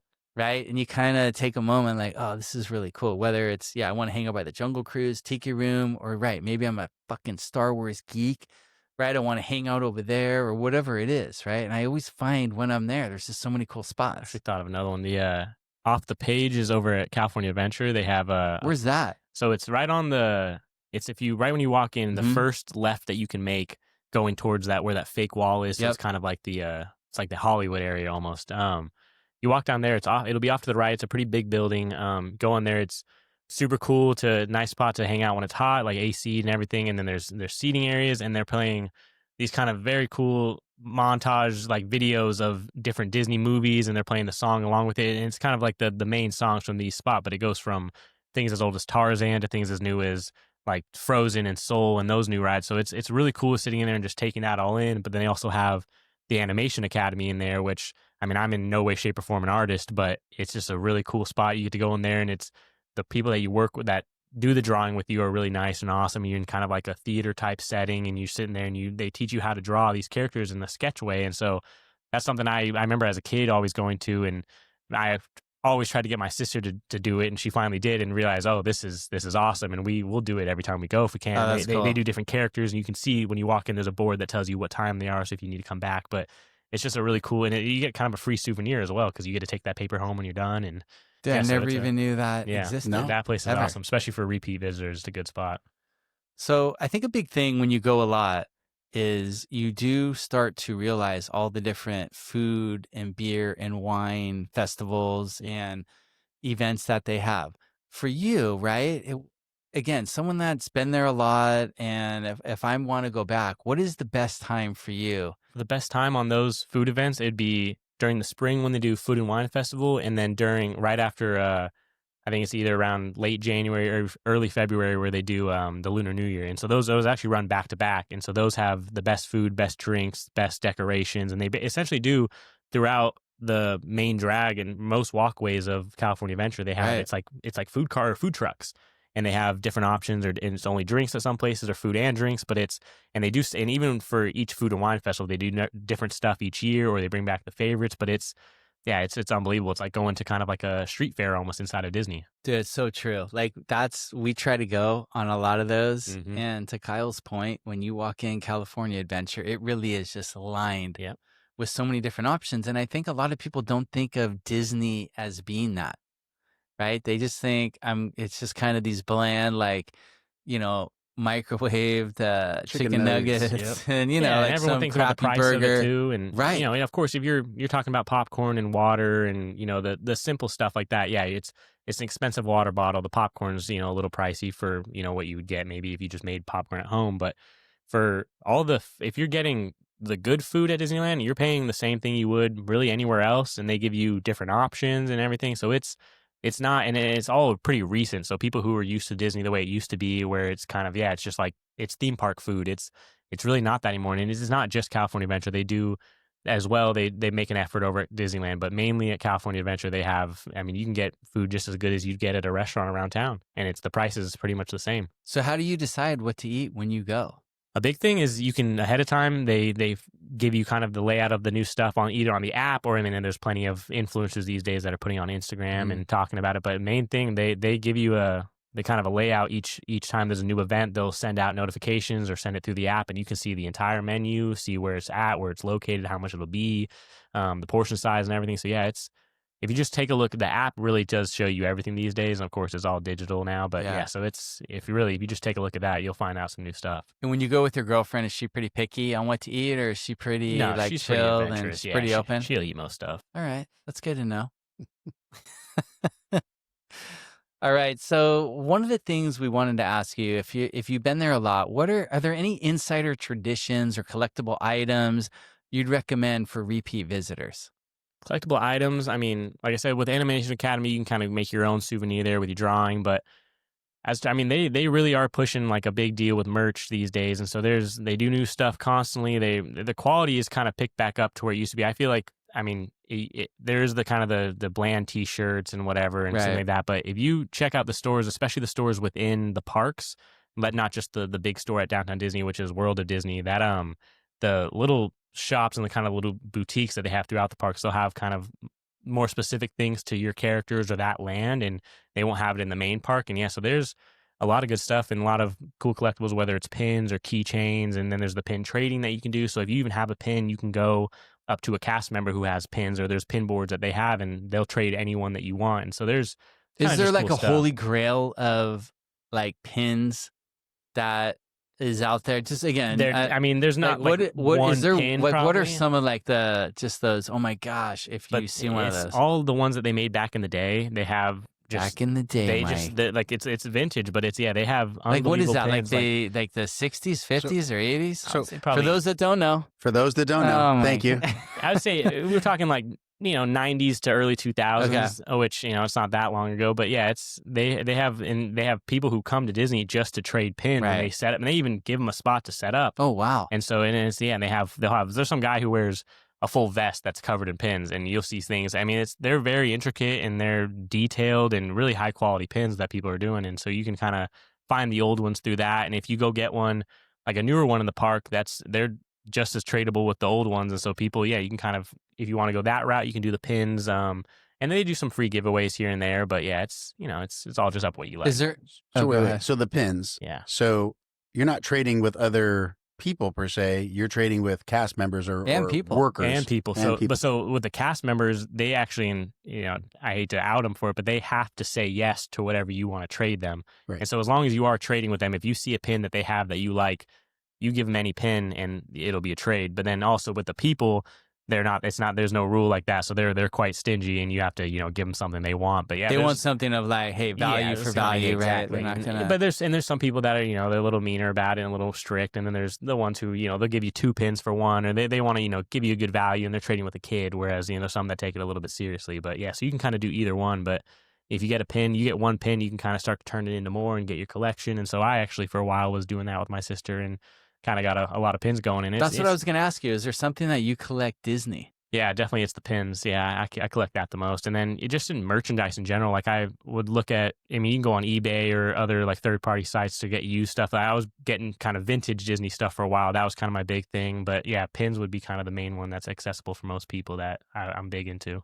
So did you get a Club 33 pin from the gift shop when you were in there? They gave us one for having our event there. I didn't even have to go buy one at the gift shop actually, and it's a very, very cool pin. Yeah, I have an old one that I got.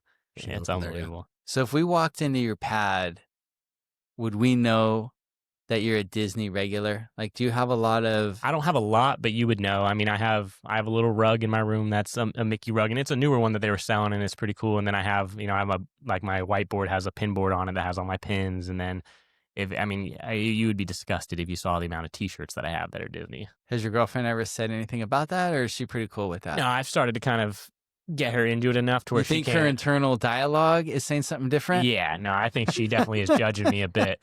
It's not what she expected when she signed on. See, so she's so she doesn't verbalize it, but internally, yeah, she's probably like, yeah, he's a bit of a weirdo.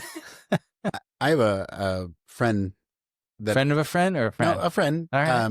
She works for Disney, and they're all about Disney. But they collect like artwork, but not like, like animation cells or anything weird, but they'll have like a cool, like at Halloween, she'll put a picture of like the Haunted Mansion up, but it's like a painting, like it looks like a spooky picture. Kind of like, is it the Haunted Mansion from Disney? Oh, yeah. Yeah, and they do have that art store on the Main Street Drag right to the right. It's called, the one store they have it next to is called Disneyana, and then it connects to these other stores. But yeah, they sell some pretty cool artwork in there, and it could be expensive, but it's really well done. And they also sell some over at the Off the Page Animation Academy. They have a little store that's connected to it, and they're selling some pretty cool memorabilia. It's pretty cool because it's not just screaming like, Daisy Duck or Minnie Mouse. It's not just that. Sure. It's totally Disney, but like in a very tasteful way that doesn't. Yes.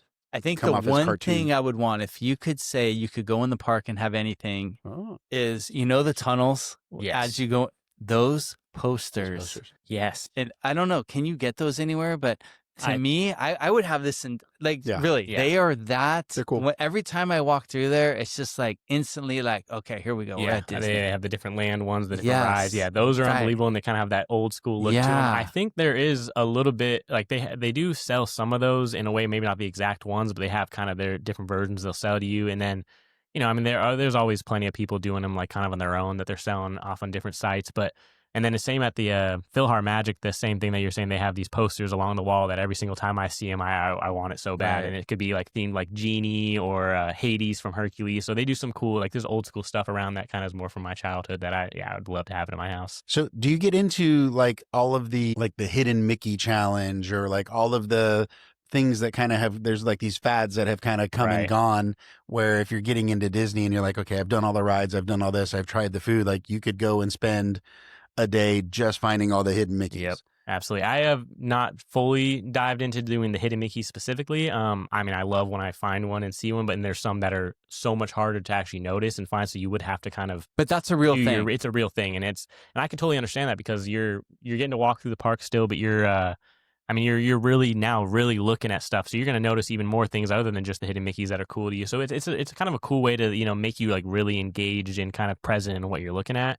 And then during the, they did like a Pixar Fest not that long ago. So there's that truck that's from, it's the Pizza Port truck from the Toy Story movie. They had, I think it was like 50 of them that they placed within all throughout the park, but a lot of them were in rides. And so you'd be on Pirates of the Caribbean and that big Whoa. treasure hill that you stand At on. the end. They had one that was painted No gold way. like treasure that was stuck in there. So Ah. it was that they made like a challenge for everyone to go try to find all That's so 50. cool. they're That kind is- of That's even legit. themselves are kind of like Disney's getting into it to give it more options for people to look for stuff. So Right. that's something definitely, if you're a return visitor and you've kind of done a lot of stuff, like it's another thing to kind of look for. Years ago, this church we were going to, the pastor's wife, it was their birthday, and they got all their friends together and they spent all day at Disneyland, but it was they broke up into teams, and it was a Disney scavenger hunt that they put together Yeah. and spent all day doing, and then met for lunch, and there was like they made prizes and stuff And they for the designed winners. it themselves, right?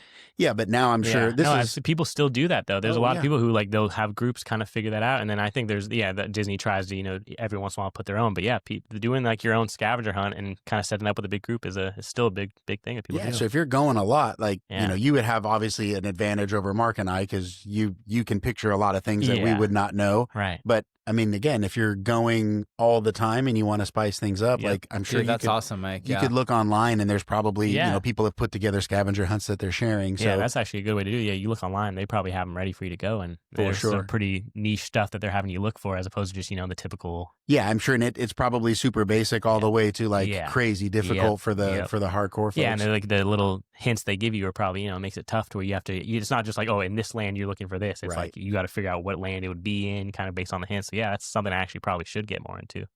So do some homework, Yeah. come back in 3 months, and we'll see how far you got with that. Yeah. So one of the things we wanted to ask you is whether you've been one time, 500 times, 20 times, we know the wait lines are so extremely long at Disney. And you being a pro and having been there so many times, there are ways you can move through the park and get on rides and do it efficiently. And I know the Lightning multi-pass, Lightning Lane, is a big thing. Right. And I just wanted you to go into that just from your experience. What's the best way to access that and to really maximize, that while you're in the park? Right. So yeah, so I mean, nowadays with Disney being pretty much all centered through that app, especially in off topic for food ordering, same thing. If almost every food place, even some of the carts now, but anything that's not a cart, any quick service, any restaurant like that, is mobile order is available through the app. And so that's the best way I would say as a return person to kind of maximize your time and not have to wait. Because some of these food lines you'll see, they back up crazy, but then the mobile order line has nobody in it. And all you have to do is go on your app and order the food, and Right. it tells you when to come back, and you just go pick it up. And it's not like you're only getting to-go food. Like you just pick it up and go sit down where you were going to sit originally. But so that's kind of being fluent in the app helps a lot. It's not as tricky as it seems. But yeah, for the multi-pass and the Lightning Lane, I would say if you're going to be there for an extended period of time, it's a long day. It's almost a must do, just in terms of, kind of your sanity and just enjoying the day as opposed to having to just wait and wait and wait and kind of being afraid of some of these lines because they're just so long. So, you buy it, you have to, you can't get it until you scan into the park. And then once you do, you have for the multi-pass that has your big list of options. And then for your individual ones, it's just for Rise of the Resistance and then Radiator Springs. So don't worry. Obviously, if you want to ride those 2 rides, I would say it's necessary to do the individual as well as after you. Are those on the multi-pass? Those are not on the multi-pass. Separate, so those are separate. So that's why they call them the individual Lightning Lane. And so you have to, which is unfortunately, it's a full separate purchase that you have to do. But at least for those ones, when you buy it, you can pretty much ride whenever you want, as opposed to for the multi-pass. Once you buy that thing, you have your list of rides. You have to click on these rides, and it'll tell you right there what time it's for at that moment. And so, you book it right then if it works for your schedule, or maybe sometimes it's earlier in the day, but it's for later. So if you book one and you have to wait a little bit, if you book one and you're not able to scan right away, the rule is you have 2 hours before you can book your next one. So you're only able to book one at a time. Okay, so when you do the multi, right, you have this list of rides. Right. And then you do one, you go on it, then you can hit another one, then you can hit another one. So it's almost beneficial for you to try, especially if you're getting there early in the morning, is either if you're worried about some of the big rides, then you might want to book them early. If you don't care about what time you go on the rides, which, for me, I always want to go on Thunder at night. I want to go on Incredicoaster at night most of the time. And also you don't want to, as much as you want to be able to access all the rides through Lightning Lane, you don't want to burn all your good rides before lunch or, before 4:00. And then you're still planning to stay there the whole day. So now you're kind of like, now you're waiting. So you have to strategize a little bit on that, but it is still kind of smart to book the busier ones. And the busier ones on that multi-pass would be Indiana Jones, Space Mountain, Matterhorn. And Incredicoaster is actually, even though it's a really popular one, doesn't get pushed back that far. And I think it's just because of how many. I know, it really does. They're able to load so many, and Right. they move them on pretty quick. And so that one is never really big of a problem. But so like Space Mountain, obviously, and then the Guardians of the Galaxy will be a problem. That's kind of the only one you have to worry about at California Adventure. Right. That'll get kind of late. And so, if there's a must hit for you and you don't care what time, then maybe book it early, because if you get there at 8 a.m. for those big rides in Indiana Jones, Space, Matterhorn, and Guardians of the Galaxy, you can kind of get it probably within an hour, 2 hours max, and maybe a little later if it's just a very, very busy day. But so you want to book that, and if you have to wait. If it's 8 o'clock and you book it for 3 p.m., then you have to wait 2 hours before you can book your next one. So you're not able to use that multi-pass until that 2 hours has gone by. And so even though you want to book things ahead of time, you do want to be able to kind of get your most rides. So it's best for you to book one that's sooner, because as soon as you scan in, even if it's been less than 2 hours, as soon as you scan and use that multi-pass, it now opens you up to book again. So as long as you ride the ride, you're able to book. So then once you're on the ride, they scan it. So now that opens your pass up again. And you scan this. Yes, there's a little scanner that you'll go through. They'll clearly tell you which line you need to be in. But yes, once you scan, the second that bar gets scanned, you should book right then. And so you go book your next one, whatever it's going to be. And so so you want to obviously try to balance whether you're getting the ones you need that are kind of getting pushed towards later, because sometimes, and then they will sell out. They sell out, but there's kind of a way to come back, which we'll get on that. But so you book the one, you scan in, and now you're ready to book another one. So you book that and scan, and so at least that way you don't have to wait the full 2 hours every time. But if you have to pay attention to make sure the other times, and you can see that all through the app where they're pushed, you just have to make sure that it's not getting too late for your schedule or when you want to go on it. And if it is, then maybe you book it, and then you have lunch coming up, so you can kill 2 hours or an hour and a half at least, or there's these other rides that you could do in the meantime. So it's it's a little tricky trying to figure that out. But once you get those going, you can always modify for later. That's a guarantee. So even if you book, like you go on another ride, you can get hung up. You can always push Space Mountain. So and because you have. So your time period is going to be an hour. So if it says your return time is 3:10, then it's going to be 3:10 to 4:10. And there's always a 5-minute window on the front side and the back side. So you can really go at 3:05, and the latest you can go is 4:15. And so you're able to do that. You can kind of push around your schedule that way, but also there is the ability to modify to earlier. If you kind of have to be persistent a little bit. If you just keep checking, and there's a modify button on all these things, it'll just based on people canceling, you could be you could have one scheduled for 7 p.m. and it's only noon, and then you keep checking, and now all of a sudden it's for 1 p.m. And so that helps a lot. So it's not as some people think like, oh, you just book one and everything gets pushed, and they don't understand the modify side of it. So that modify button will be your best friend and is a good way to be able to kind of adjust the times. Obviously, you can always go later, but you'd be surprised how often you can get these big rides to push earlier. And obviously, that helps you scan more and book more. And then the real special thing that I think that's kind of some people don't realize or kind of get hung up on, because you can book your lightning lane, you go into line and the ride breaks down. And so now you're like, oh my God, I just used my lightning lane or I have a lightning lane and now the ride's broken. Like what happens? So when that happens, you immediately get to book something else. And then also it'll give you what's called a multiple redemption pass, which will give you a list. And it all depends on which ride broke down because they break them into tiers. And so isn't that crazy? It is like crazy. That quickly, right? Disney's just like, bam. And so the second it breaks down, you can now they'll give you another list, and it's, so it's this grouping. Say if you broke down for Incredicoaster, that'll for sure, you can still use it on Incredicoaster later. You can use it on Thunder, some other rides kind of similar to that. That's not as actually high of a tier as you would think, but so yes, you get your grouping, and now not only are you able to rebook something because your other one canceled, you can use that multiple pass on any of those rides at any time. So there's no set time once you get that pass. And so that does obviously, there's a big problem when people get their rides broken down. They're a little upset about it. So that's, their way to make up for it. But also it can be used as a tool, because if you are booking a ride and you see one that's currently broken down, sometimes it'll still let you book it. And sometimes sometimes you could be booking it for very, very soon. And so you're booking it when it's broken down, because if your time comes up, and sometimes it could be a 15-minute coming up, you get flipped into it and get to book again. Right. And so now you could either reuse it on that exact ride you wanted later, or you get it for these other rides. And so if you keep booking closed ones over and over again, and they keep saying closed, you're going to get all these multiple redemption passes, but it's not going to stop you from being able to book your other ones. So now you have these free passes that you can use anytime you want, and then you're still doing your 2-hour windows or still booking the other ones. And so now, if you get Genie and you get lucky enough it's almost you get lucky to have rides break down, you get more options. And you can even ride, and also with Lightning Lane and the multi-passes, you can only use it on each ride once that's on the list. But if you have that multi-pass, there's no limit. And you can, so if I book Incredicoaster and it breaks down over and over and over again, and I get these multi-passes, I can ride Incredicoaster 5 times during the day, or I can go ride these other rides over and over again, because it's literally just a free pass for whatever that list is. And so it's almost a benefit sometimes to look for those rides. And so that's kind of like a little trick that that's huge. Some people don't know, is you want to sometimes book those broken down rides. As a parent, right? Like I'm the dad. I'm dealing with my wife. I got my kids. Like I have a lot going on. And so now to deal with an app that I'm not familiar with is just adding to my aggravation. Yep.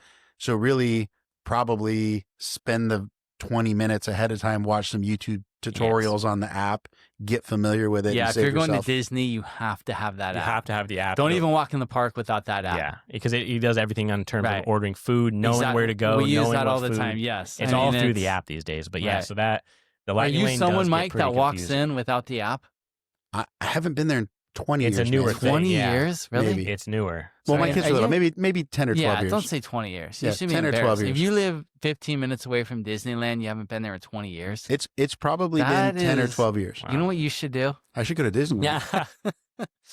But yeah, no, I mean, if you, best case scenario, you have, a teenage kid who's, a little more tech savvy maybe. Yeah, And so you kind of set them up on the app and get them going. But yeah, it could be a bit much having to kind of check that app constantly. So that's the one thing that I dislike about it, is if I'm over modifying or really trying to play the system too much, I feel like I'm just like staring at my phone while walking around doing stuff. Correct. But I would say this though, when you're at Disney, you want to maximize that time, right? You do. And that app allows you to do that. It does, right? So yeah. I feel like that is the hack. Yeah, it does have Right? ways, and it's not like it's a hack or like a fake way around it. Like it's they legit, set the app right. up for it to be able to do this, Correct. and so Yeah. And so when you know, go to Space Mountain, let's say yeah. your time is 3:00. Yep. Typically, what is the wait when you get in the Lightning Lane? if you get in the Lightning Lane wait for those big rides, especially like Space, I mean, 10, 15 minutes? 10, 15 minutes Right. at most. When And you're looking at a 75 75 to 80 80, yeah, exactly. Yep. So you're really cutting, and they prioritize the Lightning Lane line before the other line. So even if your line does look long as the Lightning Lane, you're going before all the other groups are. Right. And so it is worth it. And yeah, like I said, you can kind of get 2-for-1s a lot throughout the app if you kind of know what you're looking for. But yeah, I mean, there's plenty of places online where people are kind of trying to explain that, because it can be pretty confusing, and it's a lot of buttons you have to hit, a lot of looking at it, but it's not as some people think it's a little stricter and kind of tougher to book these things as it is. It's not every time you book is not necessarily set. You can push it for later, and more times than not, you can find a way if you just keep checking to get it earlier. And then, yeah, like you said, if it breaks down, they're kind of helping you out. You're able to get 2 for 1 right then, book again, ride something else, and then, yeah, they give you kind of a longer list. And then sometimes the list has rides that aren't actually on that multi-pass. Not that's going to be Rise of the Resistance in Cars, but it could be not Peter Pan, but it could be Snow White or Alice in Wonderland or one of those other smaller rides that doesn't offer that normally, but they're just going to let you cut the line because obviously your ride broke down. So, Mike, when we do our 5-episode review, which will probably be in about, for this episode, it'll be like, a month from now. Yeah. Can you commit to say that you will have gone to Disney? Probably not. Is it like, is there like on a scale of like 0 to 100%, like 2% you'll go, or is it 0? I mean, there's a chance, but it is unlikely. Saying, what if you had tickets, would you go? Probably. Okay. Yeah. Yeah, it's just, everything in life. Kyle, if I got Mike and his lovely wife 2 tickets, would you be willing to do a date night with you and your amazingly beautiful girlfriend over at Disneyland? You could kind of show Mike everything we've been talking about on the pod. Mike, would you be willing to do that? Of course. Who's turning that down? Give me the nobody's turning that down. You're going to do the lightning pass. You're going to have some romantic spots. You're going to go on Little Mermaid, maybe a little makeout session. I'm going to make out with my wife on Little Mermaid. Right. Yeah, bucket list. I feel like that. That's a bucket list item I'm looking to check off, right? When I think Little Mermaid ride, maybe we'll all making out with my wife. Yeah. Maybe we'll all do that. You'd be willing to go with 4 old people? Absolutely.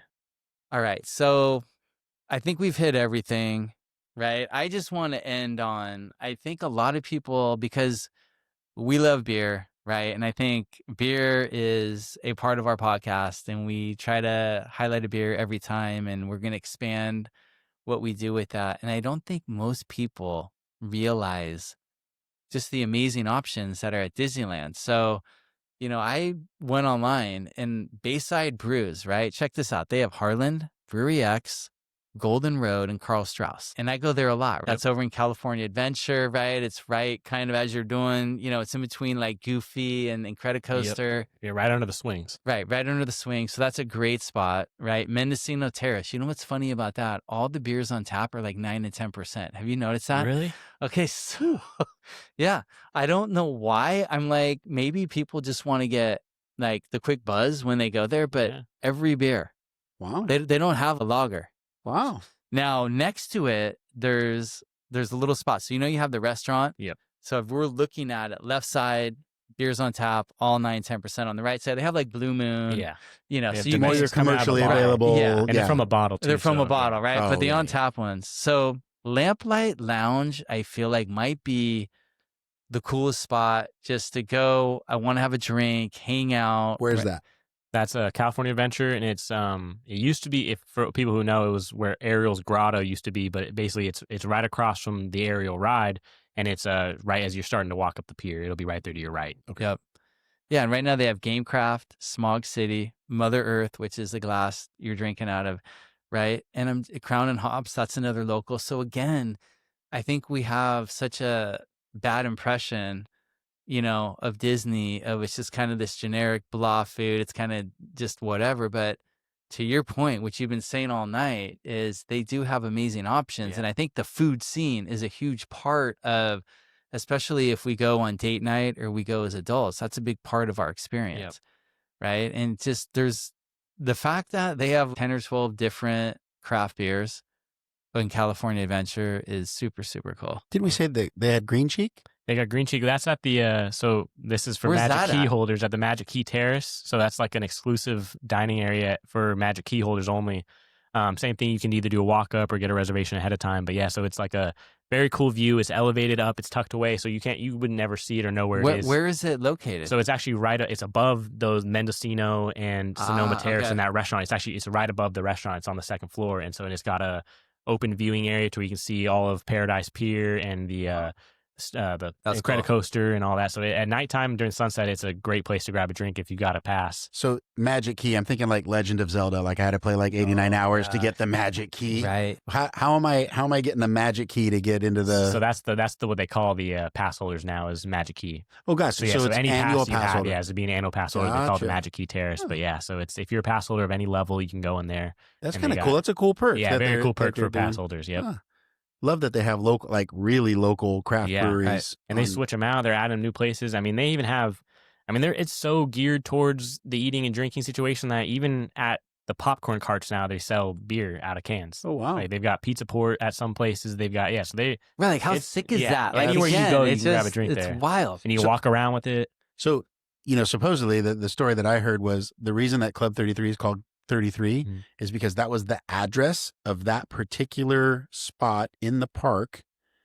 And that street, that was like its postal address because they got a liquor license to serve alcohol in Club 33 and you couldn't get it anywhere in the park except for Club 33. Oh yeah. So that 33 was the address of that thing for the liquor Wow. license. So, I mean, Disneyland was dry forever. Yeah. Forever. And it forever. was like a big deal when California Adventure opened and they're like, hey, we got beers. Yep. And you're like, Wow. oh my gosh, Yeah. we can drink a beer now at Made a big Disneyland. difference. Yeah. And now all of a sudden it seems to be expanding. And Yeah. It's almost the main thing. wow, that's Did cool. you guys ever grab a drink over in the Star Wars cantina? Yes, actually, yeah. Is that That's another like- one. If you are a Star Wars fan, it's Oga's Cantina is what it's called, and it's you can get a reservation, you can join a walk-up list again. You have to you go over there and be in the area to join it. But so it's like a speakeasy almost, and it looks just like from the Star Wars movie. You go in one of those doors that kind of Yeah. slides open. You're inside. They're playing You like think a you're gonna see Greedo in fake there? robot or- DJ in yeah. there. And yeah, so there's a 2-drink limit. It's 45 minutes That was allowed a in good there. one, But Mike. I mean, it's like a bar, and then they have some bar snacks as well. But yeah, that's probably one of the cooler and also only place really you can drink at Disney without having to get a full down meal like at Club 33 or River Bell Terrace or those other ones. Wow. Why do you think the Star Wars area gets a bad rap? I just think it's Like what? Because I see that all the time, whether it's like online stuff or like what is it with that? I mean, it's an unbelievable land. It's the way they built it is incredible. It's Like when we walk so through there, I truly- agree. I You are totally in agree. Star Wars land. It's Yes. unbelievable. I mean, clearly, if they were to do any other new lands, they're going to make it's that immersive. It's that amazing. So I'm excited for what they're going to do with other lands like that. But for Star Wars, I mean, there's 2 rides, and it's probably the biggest land in all of Disneyland. Right. It's got the most space, and there's Yep. one ride on this end and So one ride on true. that end, and then there's some stores, and then there's Oga's It's- Cantina right, and it's some so carts. true. But once you do those 2 rides, there's nothing else to do there but walk around and grab snacks. But So is it really just an Instagram spot to take cool pictures with cool backgrounds? yeah, and So you if can you're go a get Star your Wars fan, lightsaber. yeah, you're geeked out, Yeah. but there's Oh, not yes, yeah. a ton to do. Yeah, they have the Millennium Falcon, Yeah, right? they have Obviously, that's a unbelievable huge things to look one. at. They have the X-wing out yes. there. So you're right, Mike. It's. I feel like it is more of that. But there's nothing to actually, there's not much to do, but there's a lot to see, and it's really cool. But So really the hit is people want more out of that area. Like it's super cool. It's just we wish there was more. you can kind of you do those 2 rides and you're done, and it's You think because the Star Wars fan trumps, like we know the Avengers fan, the Marvel fan, right? I feel like whenever I'm there, the Star Wars fan just outnumbers everybody. 100%. And I feel like that is the OG of the franchises. And Really feels like they missed their mark on not doing a ride with like either the speeder bikes or the pod race. right? Exactly. Like, There's no it fast seems paced like- ride. Yeah. It seems like that really would have been Yep. kind of hitting the mark, but Yeah, pod race one would be awesome, and that even at me, that's like an old school Star Wars thing for me that I liked, and so I would go on that. It'd probably Right. draw me into that land way more. right. Interesting. so if we could get to a meeting with the Disney, what do they call them? Imagineers? Imagineers. Imagine, yeah. yeah.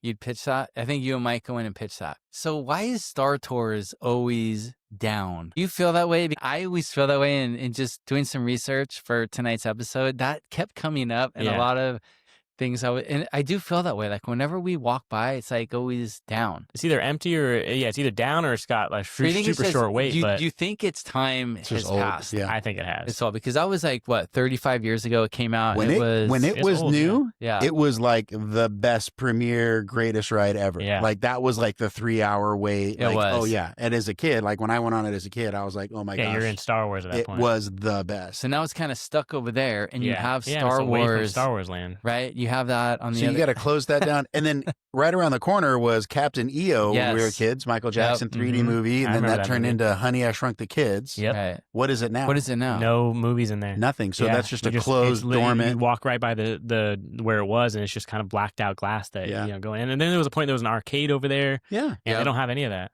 So there was I an bet arcade. you they're going to reimagine that area because, again, Star Tours doesn't make sense there anymore. Right. Yeah. the- it's- The People Movers gone. People movers are gone, and that whole area, and that's what everyone talks about too. Is Tomorrowland is just it's like a old ride graveyard. Like Right. all the structures you see there you see the People Mover structure, that Yeah. big building that used to be Innovation. It's, Yes. it's yeah. all It was empty. They don't America do anything. Sings Yeah, before I mean, that. You remember that? That's what I was With- trying. I with was trying to think about that. America Sings. Yes, dude, yeah. that was Yeah. amazing. Even had like a Abraham Lincoln animatronic guy that used to talk Before back in you the were day. even a thought, Yeah. and you're like not even. Yeah. Yeah, that was super cool. But yeah, that place needs Tomorrowland is Like, kind what of would you do everyone with talks about Tomorrowland? revamping. Like, what would you I mean, do with that? obviously, you don't need to go towards Star Wars. You got Star Wars, Correct. man. So I mean, Yep. you keep that same. Well, Tomorrowland was always supposed to be like futuristic, cool stuff, Yeah. right? So I think, Elon wants to go to Mars, right? So I think you do a whole Mars-based thing, Yeah, like what's that's life true. like going to be on Mars? What's Right. it's that forward thing. When Yeah, it you was keep the theme. innovation, whatever, after America Yeah. Sings. Like I remember we went in there and we rode Segways for the first time before like they were even like generally available to the public. We Yeah, were and like, that whole "Holy building crap." that's one of the things that I miss, like from back in the day from Disney, is that building, because it was, you go in there and they had arcade games, video games. It was Yeah. huge, 2 Right. stories, a cool place to hang out, and then you could be in there for as long as you wanted. That Right. was, I mean, it was an unbelievable space. That's where me and my buddy would go 24/7. But yeah, now it's just an empty building that they use the outside for people. You can pay to have it as like a seating area for you for the whole day. Right. And then you can watch the fireworks from there if you want to, but it's literally all dead space, and they're big buildings that are taking up and doing nothing. I got to Wow. imagine there's plans for that. There There's has gotta to be. be. Otherwise, yeah, it just seems like they're just wasting Yeah. away. And is Nemo still there, or is that gone? Nemo's still there. So I feel like that's another spot that eventually, like, those are two huge Yeah, take up a big amount of space. locations. Do you remember the first time you went on the rockets as a kid? Yeah. And you could like actually control. It was You like the still could first ride control you 'em. could control, and you would go up and down. And I love the rockets. that actually. was Yeah, that was like cool. as a Super little cool. kid, a little 5-6-year-old, and your Yep. dad's like, "Yeah, you're in control." You're like, "Wait, what?" Going up Yeah, and down. Yeah, that was Oh, super cool. man. if you can go on that ride during fireworks, that's another good one you can do. Mm. It's a cool view. Ah, that's Yeah, clever. yep, With your lady. yeah, with your lady. Yeah, that's Yeah. when you still have the You matter. still, still okay, laps so it in. date night. We're gonna back to date That's where you night. go. Go there at nighttime. It's even if it's not during Have you fireworks. ever that's- kissed your girlfriend on that? on that one? No, it's I a feel hard like that's angle. a You'd have little to tough. I get know that would be a around. tough one. But no, it's that's actually one to think about. Yeah, for a good date It's like night. the last lap sitting Yep. ride in Disneyland Yes, is the it is. rockets. Yep. Oh,